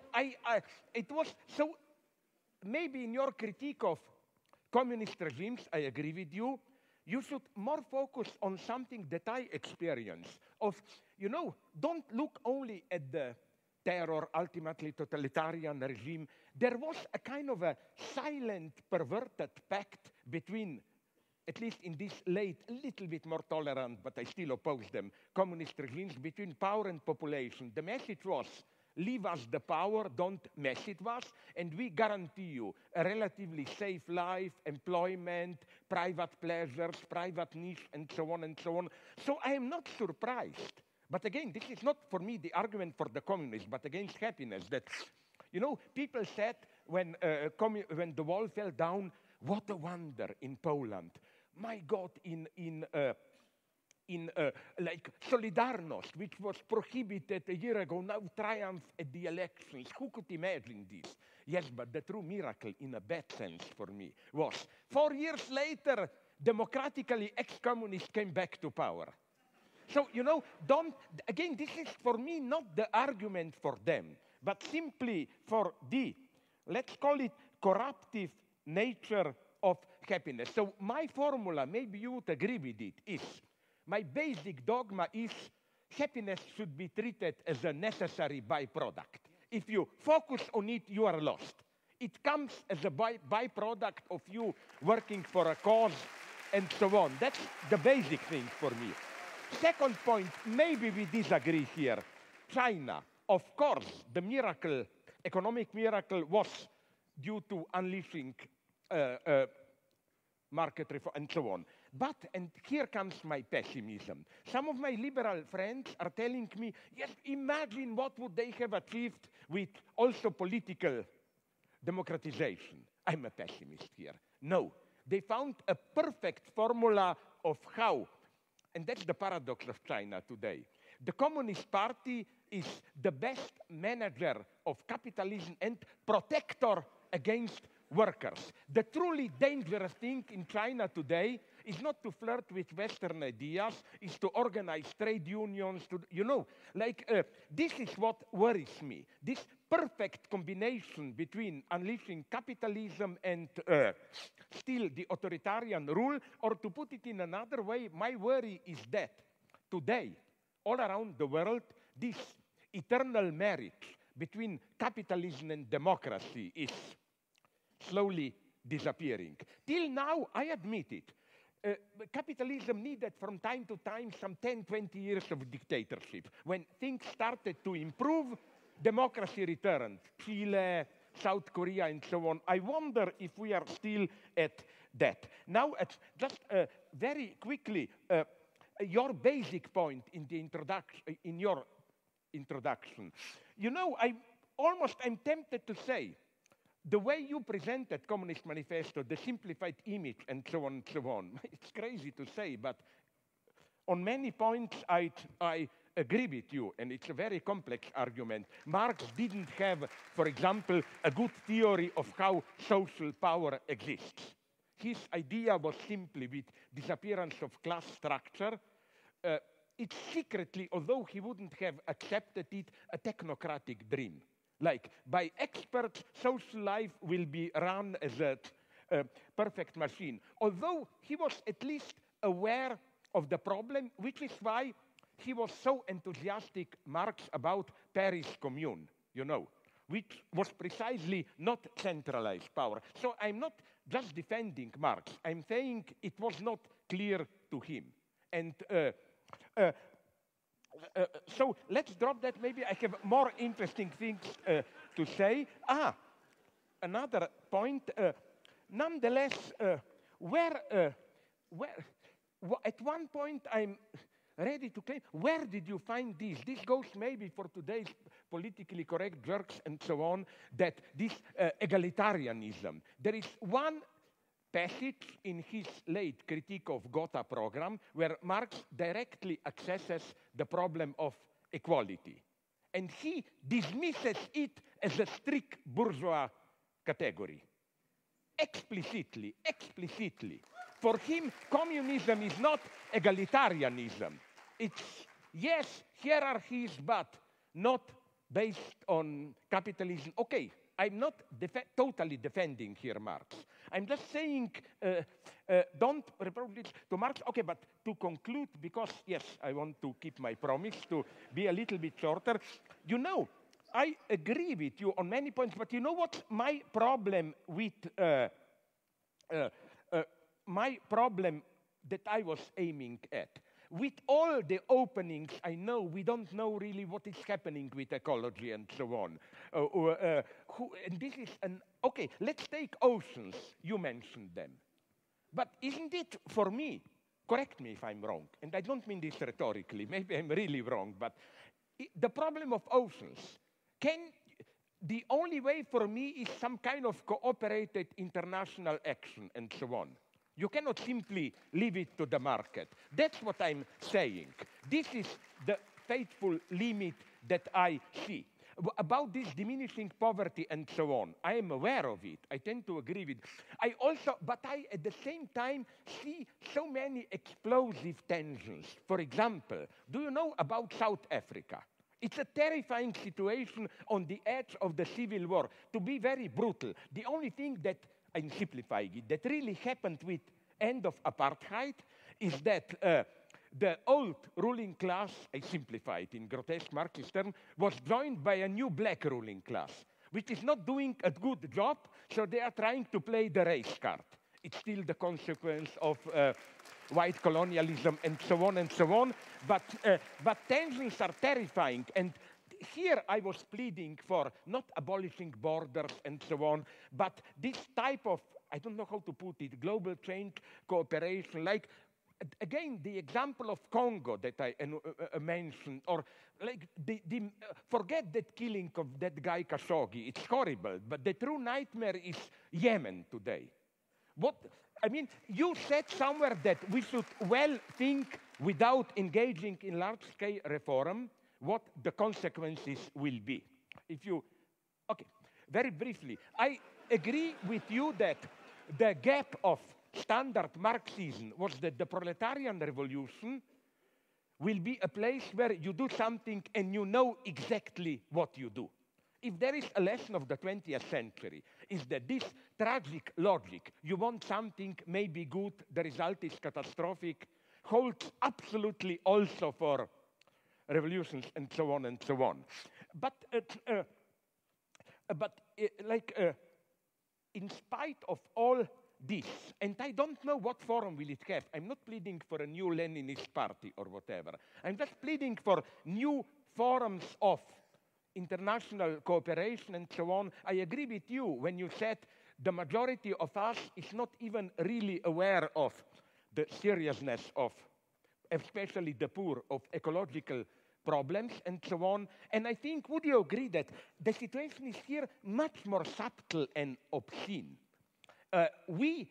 It's that logic that in psychoanalysis is called disavowal, Verleugnung. In French, je sais bien, mais quand même. We know ecological problems, but we don't really take them seriously.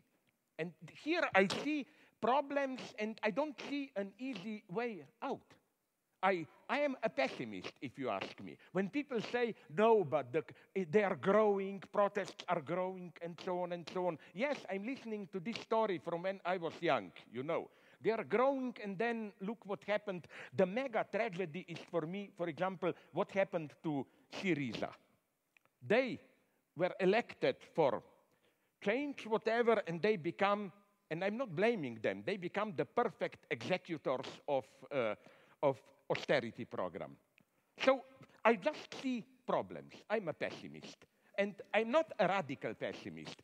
But you have to, maybe here we are different. I noticed with your final speech, that final moment of your intervention, that it's very strange, because usually Marxists have this stupid optimist anthropology. Just get rid of capitalist terror and we will all be happy. My God, I'm much more a pessimist. I don't believe in human goodness. I never underestimate evil, never underestimate envy.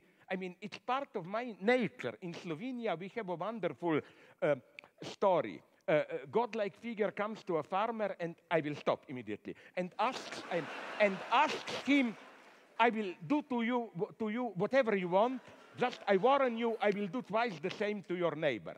You know what Slovene farmer answers? Fine, take one of my eyes. You know, we are in this. Don't underestimate this. I don't see any simple, clear way out. Thank you.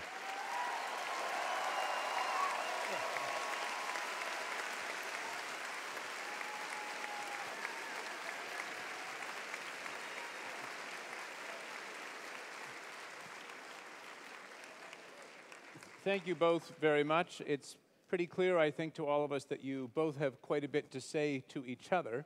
And so... And to ourselves. And, yes. and so I think before we jump to some audience questions, I thought it would be nice to give each of you a chance to ask a response or ask a question or two from each other. So starting with you, Dr. Peterson. Maybe you want simply to counterattack. It wasn't fair to... Well, I've only... To do your reply. I had 3 questions, and okay. 2 of them are now completely irrelevant. And so I have 1 left, I guess. And I'm not sure that it's a fair question, but maybe it seems to me to be a fair question. Okay. You're a strange Marxist to have a discussion with. And, well, but here's why.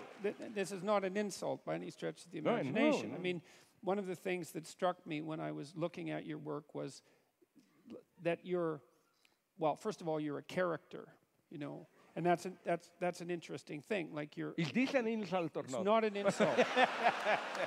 It's a sign of originality, and it's a sign of a certain amount of moral courage, and it's a sign of a certain temperament, and it makes you humorous and charismatic and attractive, and I think you appeal to young people the way that outside intellectual rebels appeal to young people. And so those are all positive things that can be used positively or negatively. And my question is, like, it seems to me that your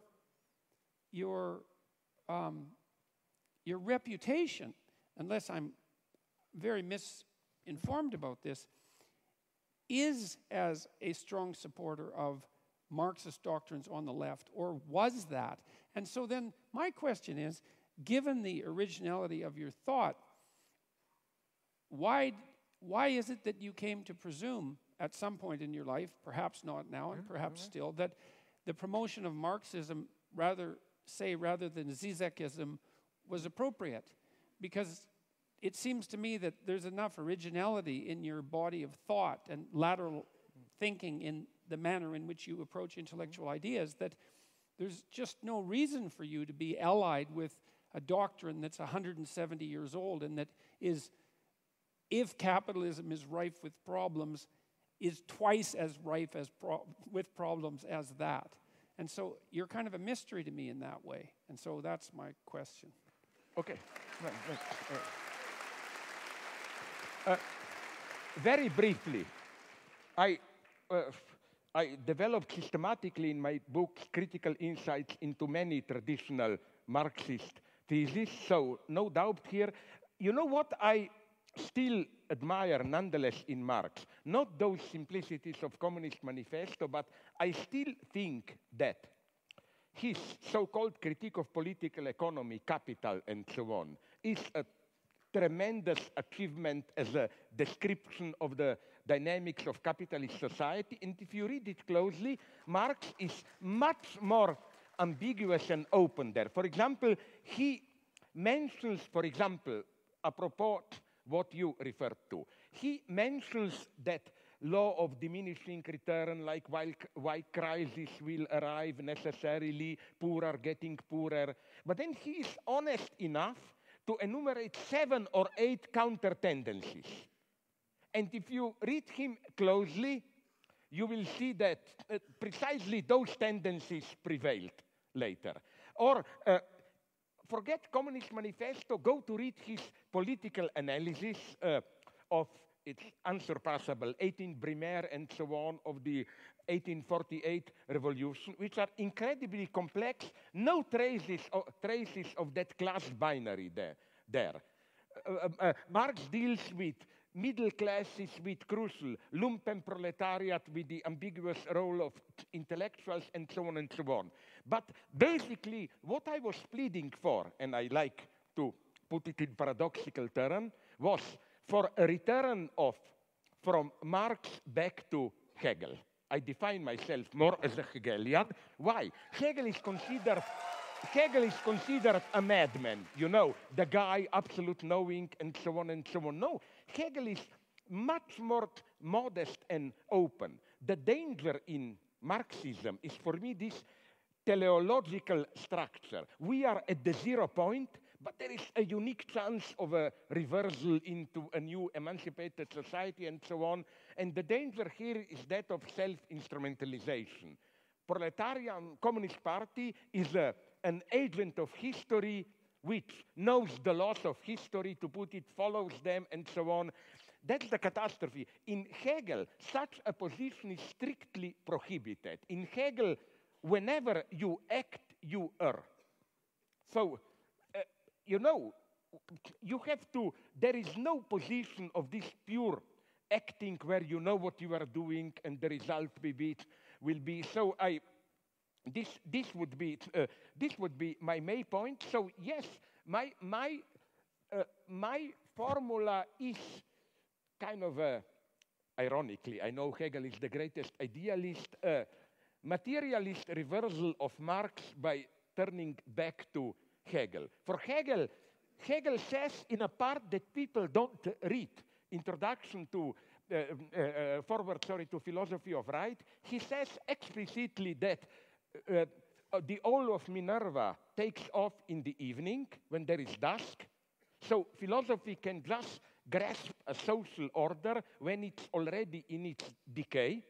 Philosophy cannot see into the future. It's radical openness.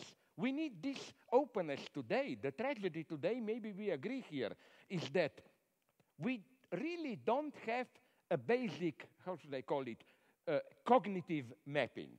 I don't think we have here a clear insight into where we stand, where we are moving, and so on and so on.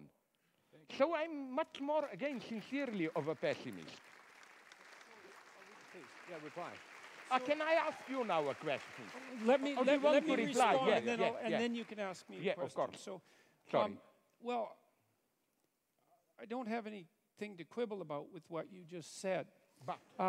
Well, no, there's not even a but, really. It's that even if what you said about Marx's more sophisticated thought is true, I think the unfortunate reality is that any support for Marxism, especially directed towards those who are young, is likely to be read as support for the most radical and revolutionary proclivities. And I would say that as they're outlined in the document that I described, in the Communist Manifesto, that they're of extraordinary danger. And so it seems to me that by attempting to, rescue the sheep, you've sort of invited the dragon into the house. And that seems to me to be dangerous and unfortunate. Here I can answer you by asking you my question. Because,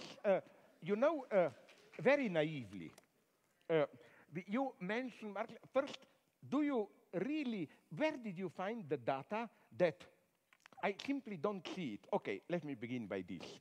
You designate your, under quotation marks, I'm not characterizing here, enemy, or what you are fighting against, as sometimes you call it postmodern neo-Marxism. I know what you mean, all this, from political correctness to these excesses of whatever, spirit of envy, and so on and so on. Do you think they are really, where did you find this data? I don't know them. I would ask you here, give me some names or whatever. Where are the Marxists here? I don't know any. Who is a Marxist here? Well, show me any big names of political correctness. Well, I think they fear like a good vampire fears garlic. This is why they are already, the one who is not a Marxist, but at least approaches economic topic, Bernie Sanders, he is already under attack as white male and all that stuff and so on. My problem would be this one. What you describe as postmodern neo-Marxism, where is really the Marxist element in it? They are for equality. Sorry, where? They are for equality at these cultural struggles, proper names, how do we call each other? Do you see in them, in political correctness and so on, any genuine will to change society? I don't see it. I think it's a hyper-moralization, which is a silent admission of a defeat. That's my problem. Why do you call, it's not a rhetorical question for politely saying you are an idiot, you don't know what you're talking about. It's simply, I would like to know, because you, and I like this often, when you attack somebody, you said aggressively, and what should? Read more, tell me, whom. So I'm asking you now, not read more, I don't advise you, but who are? Give me some names and so on, and who are these postmodern, egalitarian, neo-Marxist, and where do you see any kind even of Marxism? I see in it mostly an an impotent and utterly impotent moralization. Please, I'm so sorry that I was too long. No, that's no problem. Please. Well, I mean, organization like Jonathan Haidt's, what's it called? Heterodox Academy, and other organizations like that have documented an absolute dearth of conservative voices in the social sciences and the humanities, and about 25%, according to the what I think are reliable surveys, approximately 25% of social scientists in the US identify themselves as Marxists. And so there's that. Maybe. But where are the results? Okay, but Can you name me one? I know a couple of Marxists. For example, who does very solid economic work. Yeah. I don't totally. David Harvey, one. But he writes very serious books of economic analysis and so on and so on. Then there is the old guy who is far from simplification, Frederick Jameson, and so on. But they are totally marginalized today. In this politically correct mainstream, you know, I don't see.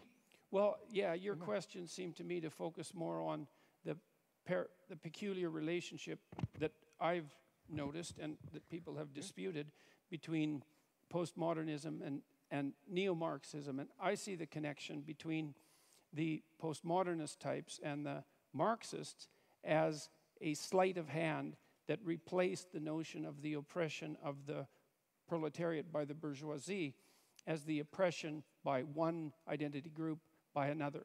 Totally agree with you. Okay, so so now look, we could but have. That's precisely a non-Marxist gesture par excellence. Well, I guess that's where we might have a dispute, because I think what happened, especially in France in the 1960s, is as the radical Marxist postmodern types like Derrida and Foucault realized that they were losing the moral battle, especially after the information came out of the Soviet Union in the manner that it came out, that the whole bloody Stalinist, the whole Stalinist catastrophe, along with the entire Maoist catastrophe, that they didn't really have a leg to stand on.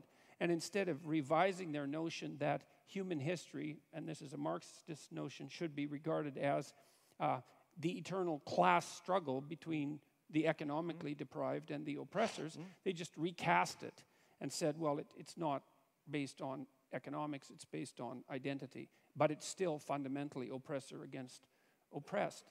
And to me, that meant that they smuggled the fundamental narrative of Marxism and many of its goals back into the argument without ever admitting that they did so. Now, I've been criticized, for this supposition, because people who are postmodernists say, look, one of the hallmarks of postmodernism is skepticism of meta-narratives. It's like, I know that perfectly well.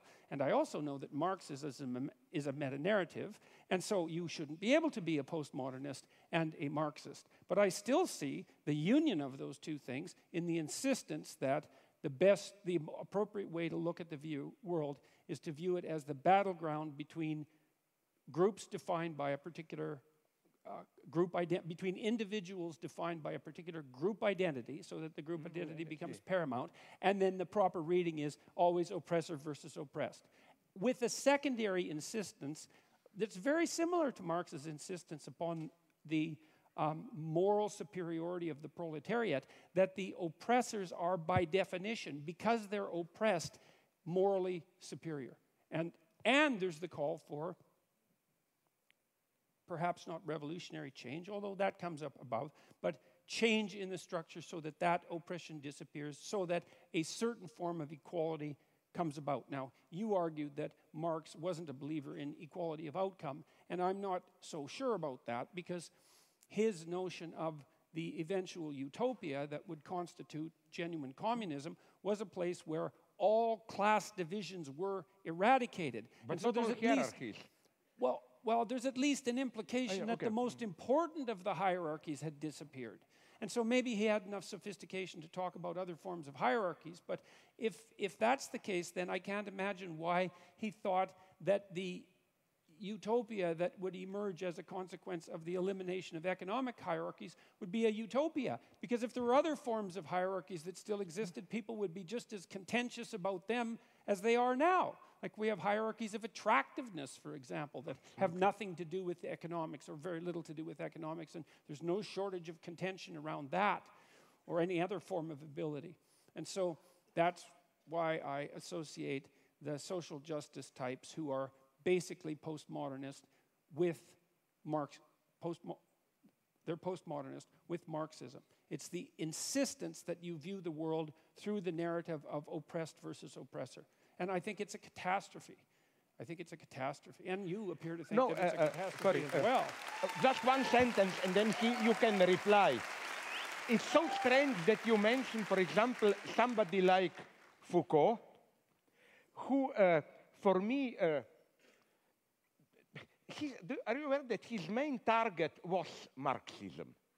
Okay, for him represented his game was never a radical change, and this is what I don't like in this, what you call postmodern, let's not call them Marxists, but revolutionaries. It's this enjoying your own self-marginalization. The good thing is to be on the margin, you know, like not in the center and so on and so on. It almost made me nostalgic for old communists who at least had the honesty to say, no, we don't enjoy our marginal position. We want to do something central power. I find so disgusting. It's no wonder you don't get invited to lots of places. Yeah. No, you know, Foucault for me embodies this logic of revolution, and by revolution he meant any social change, serious, that small resistances and so on, small marginal places of resistance and so on and so on. So, okay, but let's maybe drop it here if you want, but since you are replying my question, you should have the last word here. No, I'll stop with that. Let's move to the next. We'll get back to these topics, no doubt, as we move forward with the question. So I'm happy to let that particular issue stop.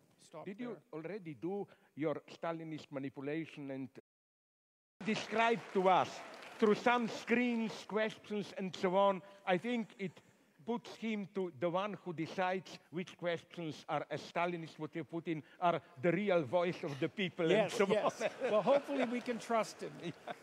Let's move on from that.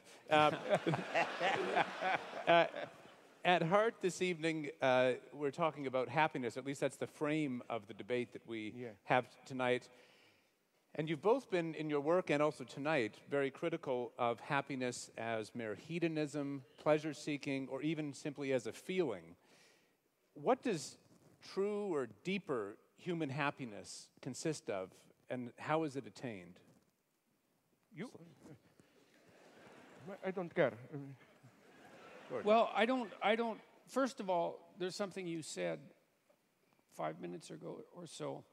I think you were still at the podium, that I agree with profoundly, which is that happiness is a side effect. It's not a thing in itself. It's something that comes upon you.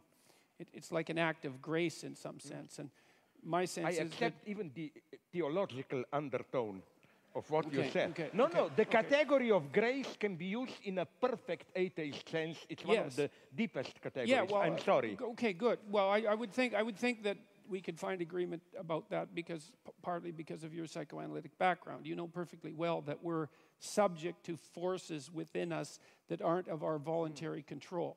And certainly happiness is one of those, because you cannot will yourself to be happy. You might be able to will yourself to be unhappy, but you can't will yourself to be happy.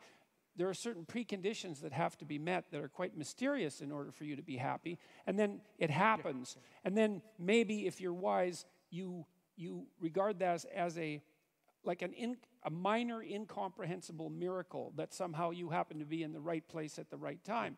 Now, I've made the case that the most effective means of pursuing the good life, which is not the same as pursuing happiness, is to adopt something like a stance of maximal responsibility towards the suffering and malevolence in the world.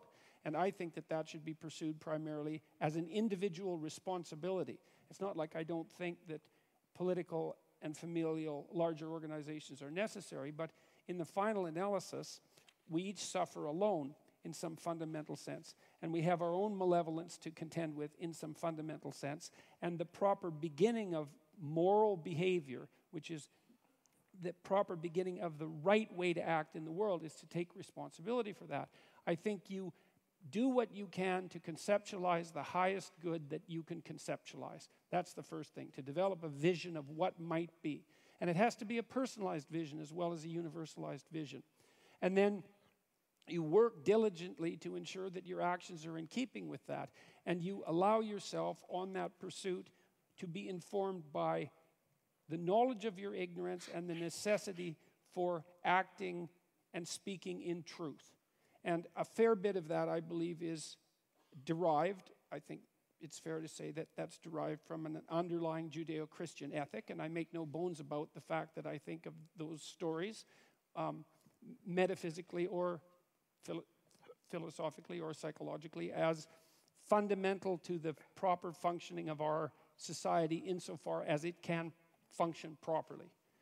And so it's not happiness, it's meaning. And meaning is to be found in the adoption of responsibility. And then I'll close with this. Responsibility is not only to do what you believe to be right. That's not, because that's duty. That's not enough. Yeah. That's sort of what the conservatives put forward as the ultimate virtue, which is duty. It's not that. It's that you're acting in a manner that is in accordance with what you believe to be right, but you're doing it in a manner that simultaneously expands your ability to do it, which means that you cannot stay safely ensconced within the confines of your current ethical beliefs. You have to stand on the edge of what you know and encounter continually the consequences of your ignorance to expand your domain of knowledge and ability so that you're not only acting in an efficient manner, but you're increasing the efficiency and productivity and meaningfulness of what it is that you're engaged in. And I think that, and I believe that the psychological evidence supports this, even the neuropsychological evidence, is that that's when true happiness descends upon you, because it's an indication from the deepest recesses of your psyche, biologically instantiated, that you're in the right place at the right time. You're doing what you should be doing, but you're doing it in a manner that expands your capacity to do even better things in the future. And I think that's the deepest human instinct there is. It's not rational. It's far deeper than that. And it's something that's genuine and that exists within us and that constitutes a proper guide if you don't pervert it with self-deception and deceit. So that's my perspective.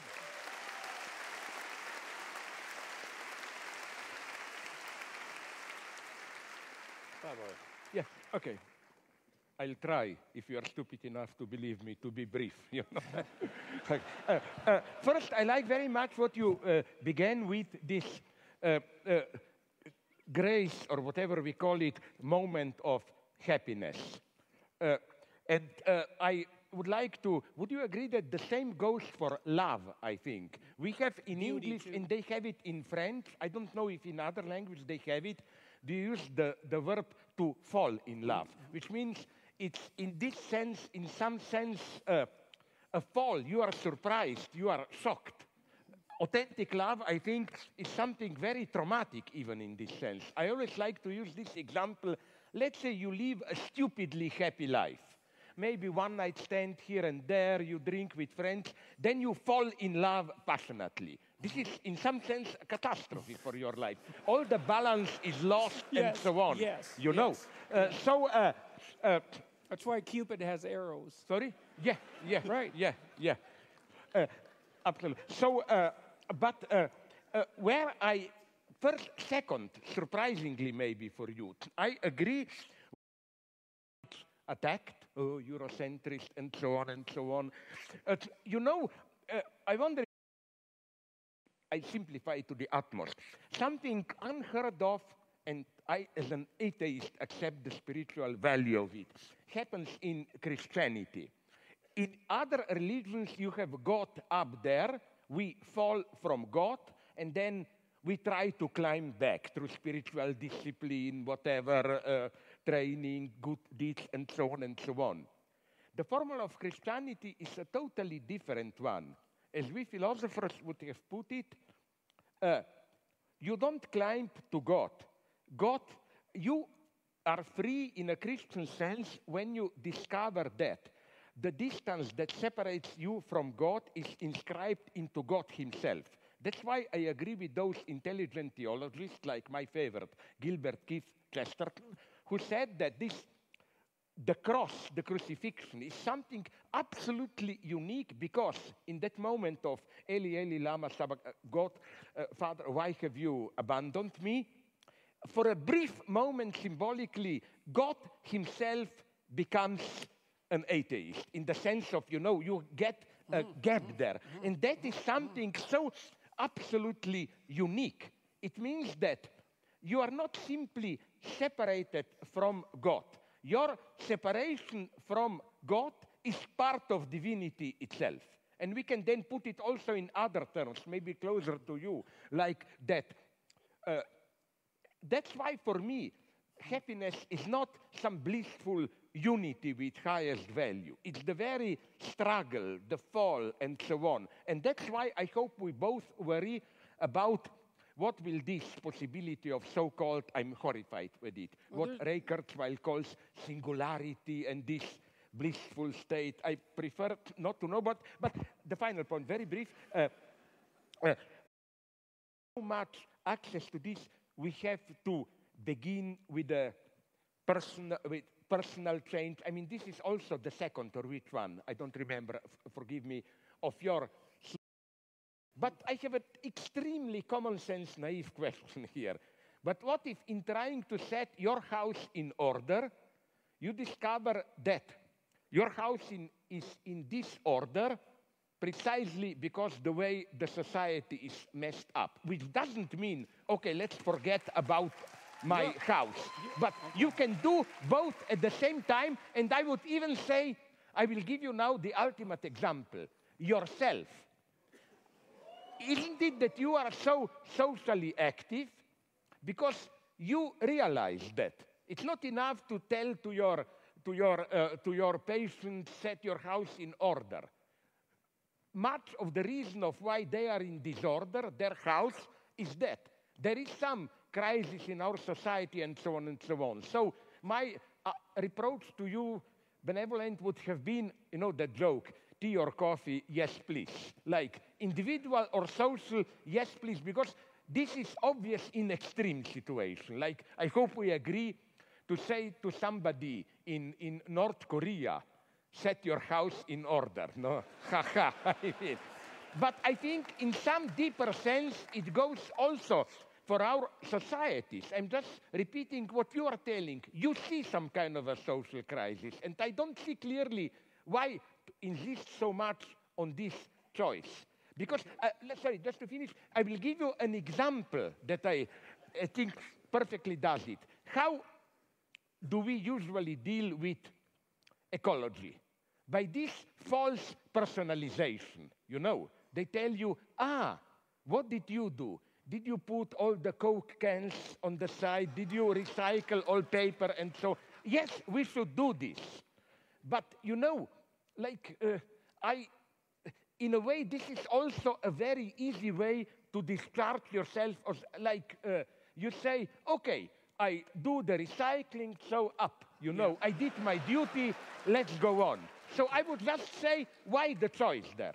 Okay, so first of all, I have to point out that you have unfairly tasked me with 3 very difficult questions. And so I'm hoping that I can... That's life, that's life. As you said, life is a challenge. Yes, and so on. So I'm hoping that I have the mental wherewithal to keep them in track and answer them in order, but you can help me if I stray. I was very interested in your comments about Christ's atheism on the cross, that final moment of atheism. That's something I'd never thought about in that way. Chesterton orthodoxy. A short book, excellent. No, it's a very interesting thought, because it's an unbelievably merciful idea in some sense, that the burden of life is so unbearable. And you see in the Christian passion, of course, torture, unfair judgment by society, betrayal by friends, and then a low death. And so that's kind of that's about as bad as it gets, right? Yeah. Which is why it's an archetypal story, right? It's about as bad as it gets. And the story that you describe points out that it's so bad that even God himself might despair about the essential quality of being. Yeah. Right. So that is merciful in some sense, because it does say that there is something that's built into the fabric of existence that tests us so severely in our faith about being itself that even God himself falls prey to the temptation to doubt. And so that's, okay, now, this is where things get very complicated, because I want to use that in part to answer the other questions that you answered. Look, there's a very large clinical literature that suggests that if you want to develop optimal resilience, what you do is you lay out a pathway towards somewhere better. Someone comes in, they have a problem, you try to figure out what the problem is, and then you try to figure out what might constitute a solution. And so you have something approximating a map, right? And it's a tentative map of how to get from where things aren't so good to where they're better. And then you have the person go out in the world and confront those things. Archetypal reality to that. It's you're in a fallen state, you're attempting to redeem yourself, and there's a process by which that has to occur. And that process involves voluntary confrontation with what you're afraid of, disgusted by, and inclined to avoid. And that works. Every psychological school agrees upon that, is that exposure therapy, the psychoanalysts expose you to the tragedies of your past, and redeem you in that manner. And the behaviorists expose you to the terrors of the present and redeem you in that manner. But there's a broad agreement across psychological schools that works. And my sense is that we're called upon as individuals precisely to do that in our life, is that we are faced by this unbearable reality that you made reference to when you talked about the situation on the cross, is that life itself is fundamentally, and this is a pessimism that we might share, is fundamentally suffering and malevolence. But, and this is I think where we differ, I believe that the evidence suggests that the light that you discover in your life is proportionate to the amount of the darkness that you're willing to forthrightly confront, and that there's no necessary upper limit to that. So I think that the good that people are capable of is actually, it's a higher good than the evil that people are capable of. And believe me, I do not say that lightly, given what I know about the evil that people are capable of. And I believe that the central psychological message of the biblical corpus, fundamentally, is that. That's why it's necessary to confront the devil and to accept your, what would you say, the unjustness of your tortured mortality. If you can do that, it's a challenge, as you just pointed out, that's sufficient to challenge even God himself, that you have the best chance of transcending it and living the kind of life that will set your house in order and everyone's house in order at the same time. And so I think that's even true in states like North Korea. And I'm not asking people to foolishly immolate themselves for pointless reasons. When I'm working with people who are clinically and they have a terrible oppressor who's their boss at work, I don't suggest that they march in and tell them exactly what they think of them and end up on the street. It's not helpful, And so the pathway towards adopting individual responsibility happens to be a very individual one. But I do believe that the best bet for most people is to solve the problems that beset them in their own lives, the ethical problems that beset them, that they know are problems, and that they can set themselves together well enough so that they can then become capable of addressing larger scale problems without falling prey to some of the errors that characterize, let's say, over-optimistic and intellectually arrogant ideologues. I'll close, but very briefly. Let me close with one thing.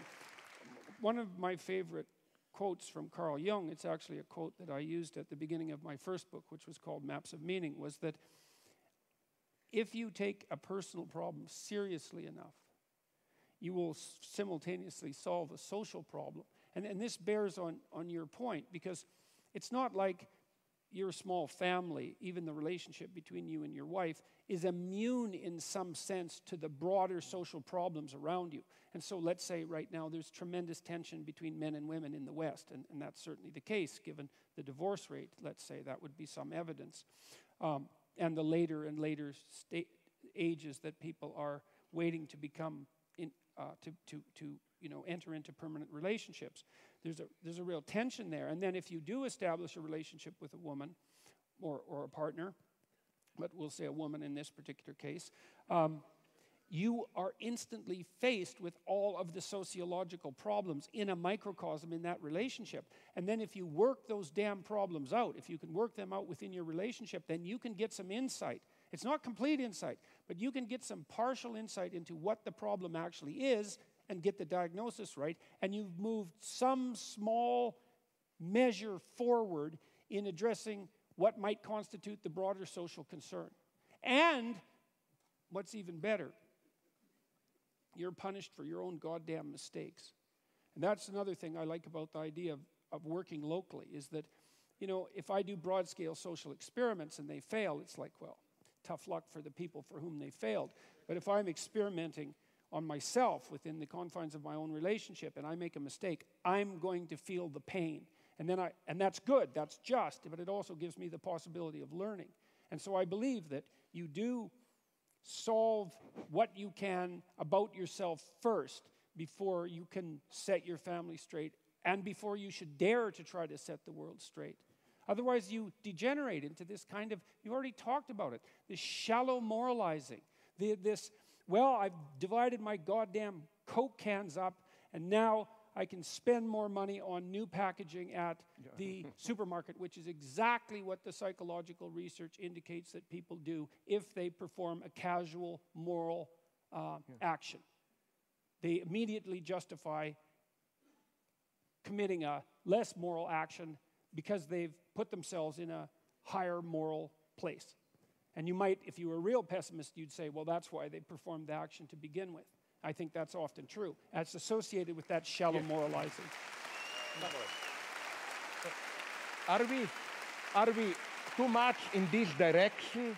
Or again, I will put in my Stalinist terms, would you go as far as to say, who needs the people? We talk for the people and we know better than the people.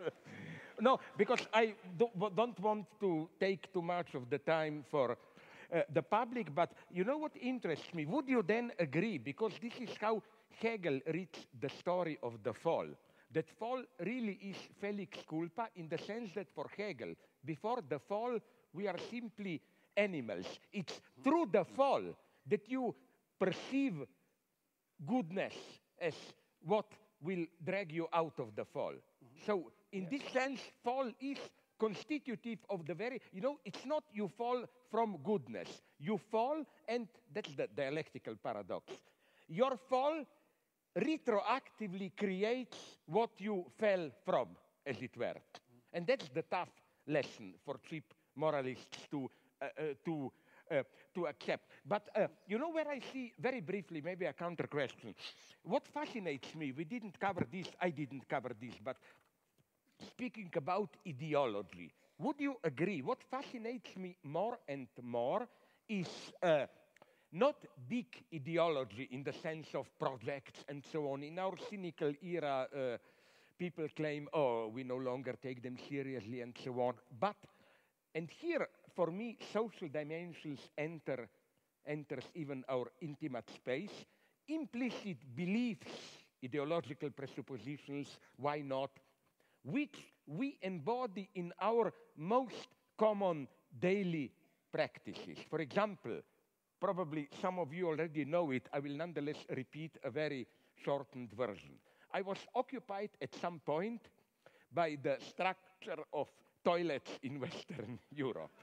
I noticed this specificity of German toilets where, the sheet doesn't disappear in water. It is there exposed so that you smell it and control it for whatever. And I immediately associated it with German spirit of poetry and reflection and so on. it's a bad joke. But what I'm saying is that in a sense, and I've spoken with some specialists, I was so intrigued by how do you construct toilets, and they admitted it. There is no direct utilitarian reason. It is as if even in something as vulgar as going to the toilet, ideology in this deeper sense is there. Another thing that at the same level, I repeat one of my old jokes, that fascinates me intensely is how it's not just as superficial psychoanalysts claim, we pretend to be moral to believe, but deeply we are cynical egotists. Quite often in today's times, we think that we are free, permissive, and so on, but secretly we are dominated by an entire pathological, or not even often pathological, structure of prohibitions and so on. So we may, and this is what interests me so much, precisely in today's time where, and this is how, would you agree, we would explain these simple facts which may appear weird, that how apparently they tell us we live in permissive times. Take your pleasure, enjoy it. But at the same time, there is probably, so some clinicians are telling me, more frigidity and impotence than ever. Yes. That the lesson of psychoanalysis, I hope we agree, is not this vulgar one. You cannot perform sexually. You go to a psychiatrist. He teaches you how to get rid of authority and so on. It's a much more complex situation.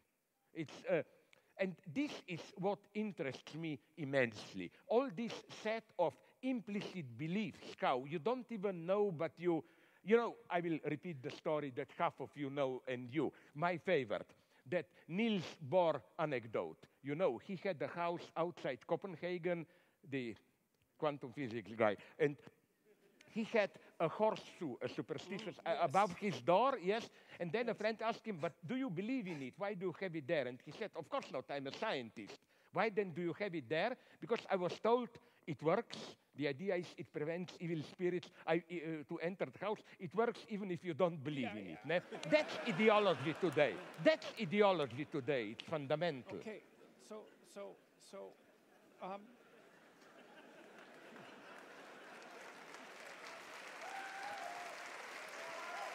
I want to solicit from you to tell a joke. Don't you see this? I think that people. I think that people are possessed by ideas that aren't theirs. And their personalities that aren't theirs. And that's the great psychoanalytic insight. It's not ideas, it's personalities. It's way worse than ideas. And some of those personalities might be the ones that are associated with the idea that freedom is found in maximizing hedonistic moment-to-moment pleasure or something like that, which sounds like freedom. Like for me, one of the things that I suggest to people is that they watch themselves as if they do not understand who they are or what they're ruled by. And then notice those times when they're where they should be. And that's back to our discussion about meaning rather than happiness. It's like you'll see there are times that in your life where you're somewhere or you've done something and all of a sudden you're together. You're where you should be. Your conscience is not disturbing you. You're not proud of what you did, because pride is the wrong term, but you understand deeply that you've done something that you should have done. You might not understand why. You might not even understand what it is. But the study of that can help elucidate the difference between what actually constitutes you, which is a very difficult thing to discover, and what constitutes the accretion that characterizes you because of the, well, let's say your intense proclivity for socialized mimicry. And so, you know, I don't mean you personally, but people are amalgams of everything they've seen and everything every person they've watched. Yes, and everything they've read. And to integrate that and to find the truth that constitutes that integration is an incredibly difficult endeavor. And one of the reasons why in 12 Rules for Life, for example, I suggested that people try to tell the truth or at least don't lie is because one of the ways, apart from pursuing what appears to you to be meaningful.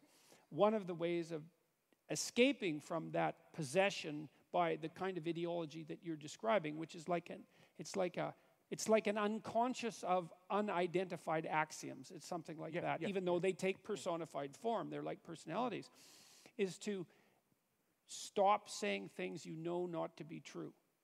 It's a nice pathway forward. The original rule was tell the truth. And I thought, no, that's not any good, because you're so biased and limited and ignorant and possessed that you don't know what the truth is, and so you can't be asked to tell it. But everyone does have the experience of being about to say or do something that they know by their own, they know as deeply as they can know anything about themselves, that utterance or action is wrong, and they still do it. Now, my suggestion is, try to stop doing that. And one of the consequences, well, you can try in small ways, like you might not be able to manage it in big ways, but now and then, you're tempted to do something that you know to be wrong, and you could not do it. And if you practice that, you get better and better at not doing it, and that means you lie less, and you take the easy route out less, and you pursue hedonic pleasures that cost you in the future less. You start to straighten yourself out. You take the beam out of your eye. That's essentially what you're doing. And over time, you have some modicum of hope that your vision will clear up and you'll be able to see the proper pathway forward. And that's part of the process of redemption. And it seems to me to be in your grasp. You're capable of doing that. You have a conscience. It does inform you from time to time correctly about the difference between good and evil, the consequence, the knowledge, the consequence of the fall that you described, which I think you described in very eloquent terms, and that you can slowly make your way back to the straight and narrow path that's characterized by maximal meaning, but also, see, this instinct of meaning is a sophisticated one. It's not that I'm making a case for the individual, like Ayn Rand makes a case for the individual. That's not it. I'm making a case for individual responsibility. That's not the same thing. It's like there is something that's good for you, but it has to also be good for your family. If it's just good for you, that's not good enough. And if it's good for you and your family and it's not good for society, then that's not good enough either. And so the responsibility is to find a pathway that balances these things in a harmonious manner. It's like I got a lot of this thinking from Jean Piaget and his idea of equilibrated states, right? Is you're attempting to find something like a game that everyone is willing to play that can be played in an iterative manner and not degenerate. Well, hopefully actually ascend, if that's possible, hopefully become a better and better game across time. And I do believe that you can do that. I do believe that you can do that if you're guided by truth, and I do believe that the pathway to that is the phenomenology of meaning. And then the secondary consequence of that is, if you do that, now and then you might be happy. And then you should be profoundly grateful, because happiness, as we already agreed upon, is something like a grace. Just what? Basically, sorry. Again, my pessimism comes here. I agree with you, but the danger here ideology can massively enter. You describe a nice situation. You are tempted or ordered or whatever to do something that you know it's wrong. But so-called totalitarian ideologies step in at this point and try to present to you that the true greatness is to do what you individually think it's wrong for the higher cause. You know who says this wonderfully? A horrible guy, not one. Heinrich Himmler of SS. No, sorry, seriously. No, he knew the problem. Yes. German officers must do horrible things. Yes. Kill Jews, and his solution was double. First, to let them know, as he put it somewhere, every idiot, okay, ordinary man can do something great, maybe, not all, sacrifice himself for his country. But his point was, but it takes a truly great man to be ready to lose his soul and to do horrible things for his country. Yeah. And I read some good memoirs of relatively honest communists who broke down when they were sent to the countryside famine in early 30s. And this is what they were told by apparatchik. You will see horrible things, children starving and so on. Remember, there is the higher cause, and your highest ethical duty is to overcome this small bourgeois sentimentality. So here I see the danger of, again, my pessimism, false meaning, which can massively cover this, false narrative. Second thing, also the solution by, I wonder if you share this pessimism of mine, another one by Himmler. You know what was his sacred book I read? He all the time had a special leather-bound copy in his pocket, Bhagavad Gita. He said, his problem was this one. He puts it perfectly. Nazi officers have to do SS horrible things. How to enable them to do it without themselves becoming horrible beings? His solution was Oriental wisdom. To learn to act from distance, I am not really there, and this was the shock of my life. Based on this, do you know the book? I found a book, the guy then wrote many books, Brian Victoria, Zen at War. It's a shocking book, especially horrible for many so-called anti-Eurocentrists who claim our monotheism is guilty of everything, we need Oriental. Yeah, but that book is about apart from a couple of exceptions, the behavior of Zen Buddhist community in Japan in the 30s, early 40s. Not only they totally supported Japanese expansion into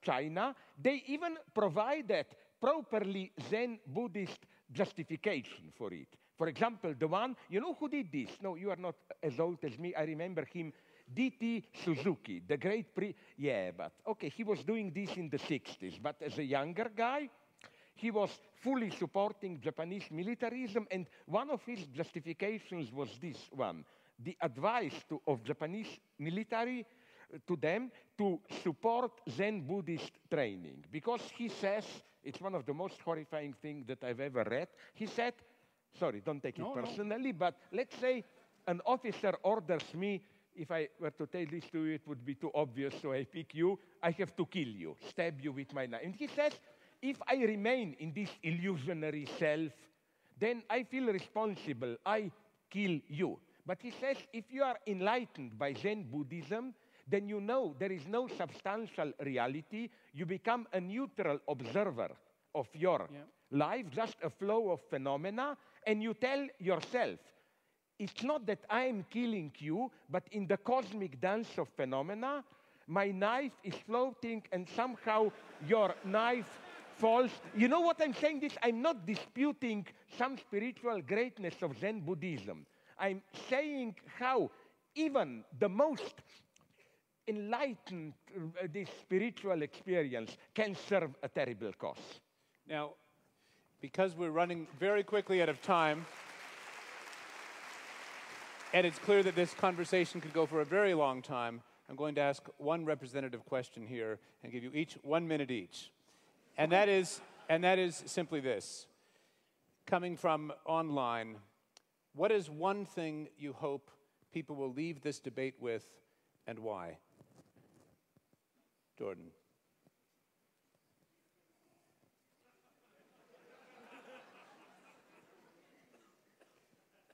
I hope they leave this debate with a belief in the power of communication between people with different views. You know, that's...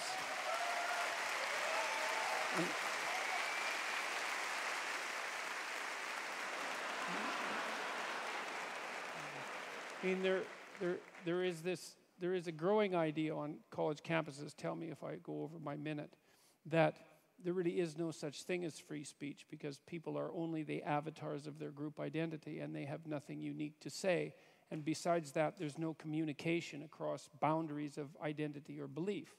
And I think that that's an unbelievably dangerous and pernicious doctrine. And I think that people of goodwill, despite their differences, can communicate, and they can both come out of that communication improved, even though there might be some dissent and some dissent and some dissent on the way. And so that's what I would hope people would come out of this. Thank you. I will be more concrete, even politically. There is today, so it appears, this big conflict between all that postmodern stuff that you oppose and this alt-right and so on. I hope sincerely that we made at least some people to think and to reject this simple opposition. There are quite reasonable... Well, the only alternative to alt-right is not political correctness and so on. And now I'm speaking not for you, but for me. Please, if you are a leftist, don't feel obliged to be politically correct. Think, don't be afraid to think. And especially, would you agree, one great version of not thinking is how immediately, if they don't agree with you, you are labeled a fascist. But that's the laziness. People find something they don't agree with, instead of thinking, they think about something we all agree was a bad thing, you are a fascist, and so on. You know, it's not as simple as that. Even Trump, of whom I'm deeply critical, no, I'm sorry to tell you, yes, he is a catastrophe in the long term and so on, but he is not a fascist. You make it all too easy to play these games. I just want not a positive result, but to shatter you a little bit, to make you think. I have always felt that the greatest conversations are unfinished ones. Please join me in thanking Slavoj Žižek and Jordan Peterson for a great unfinished conversation.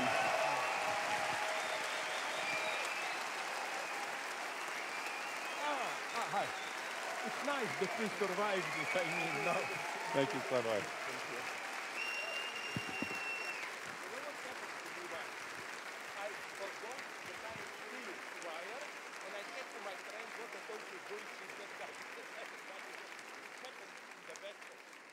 So we waved everyone all right.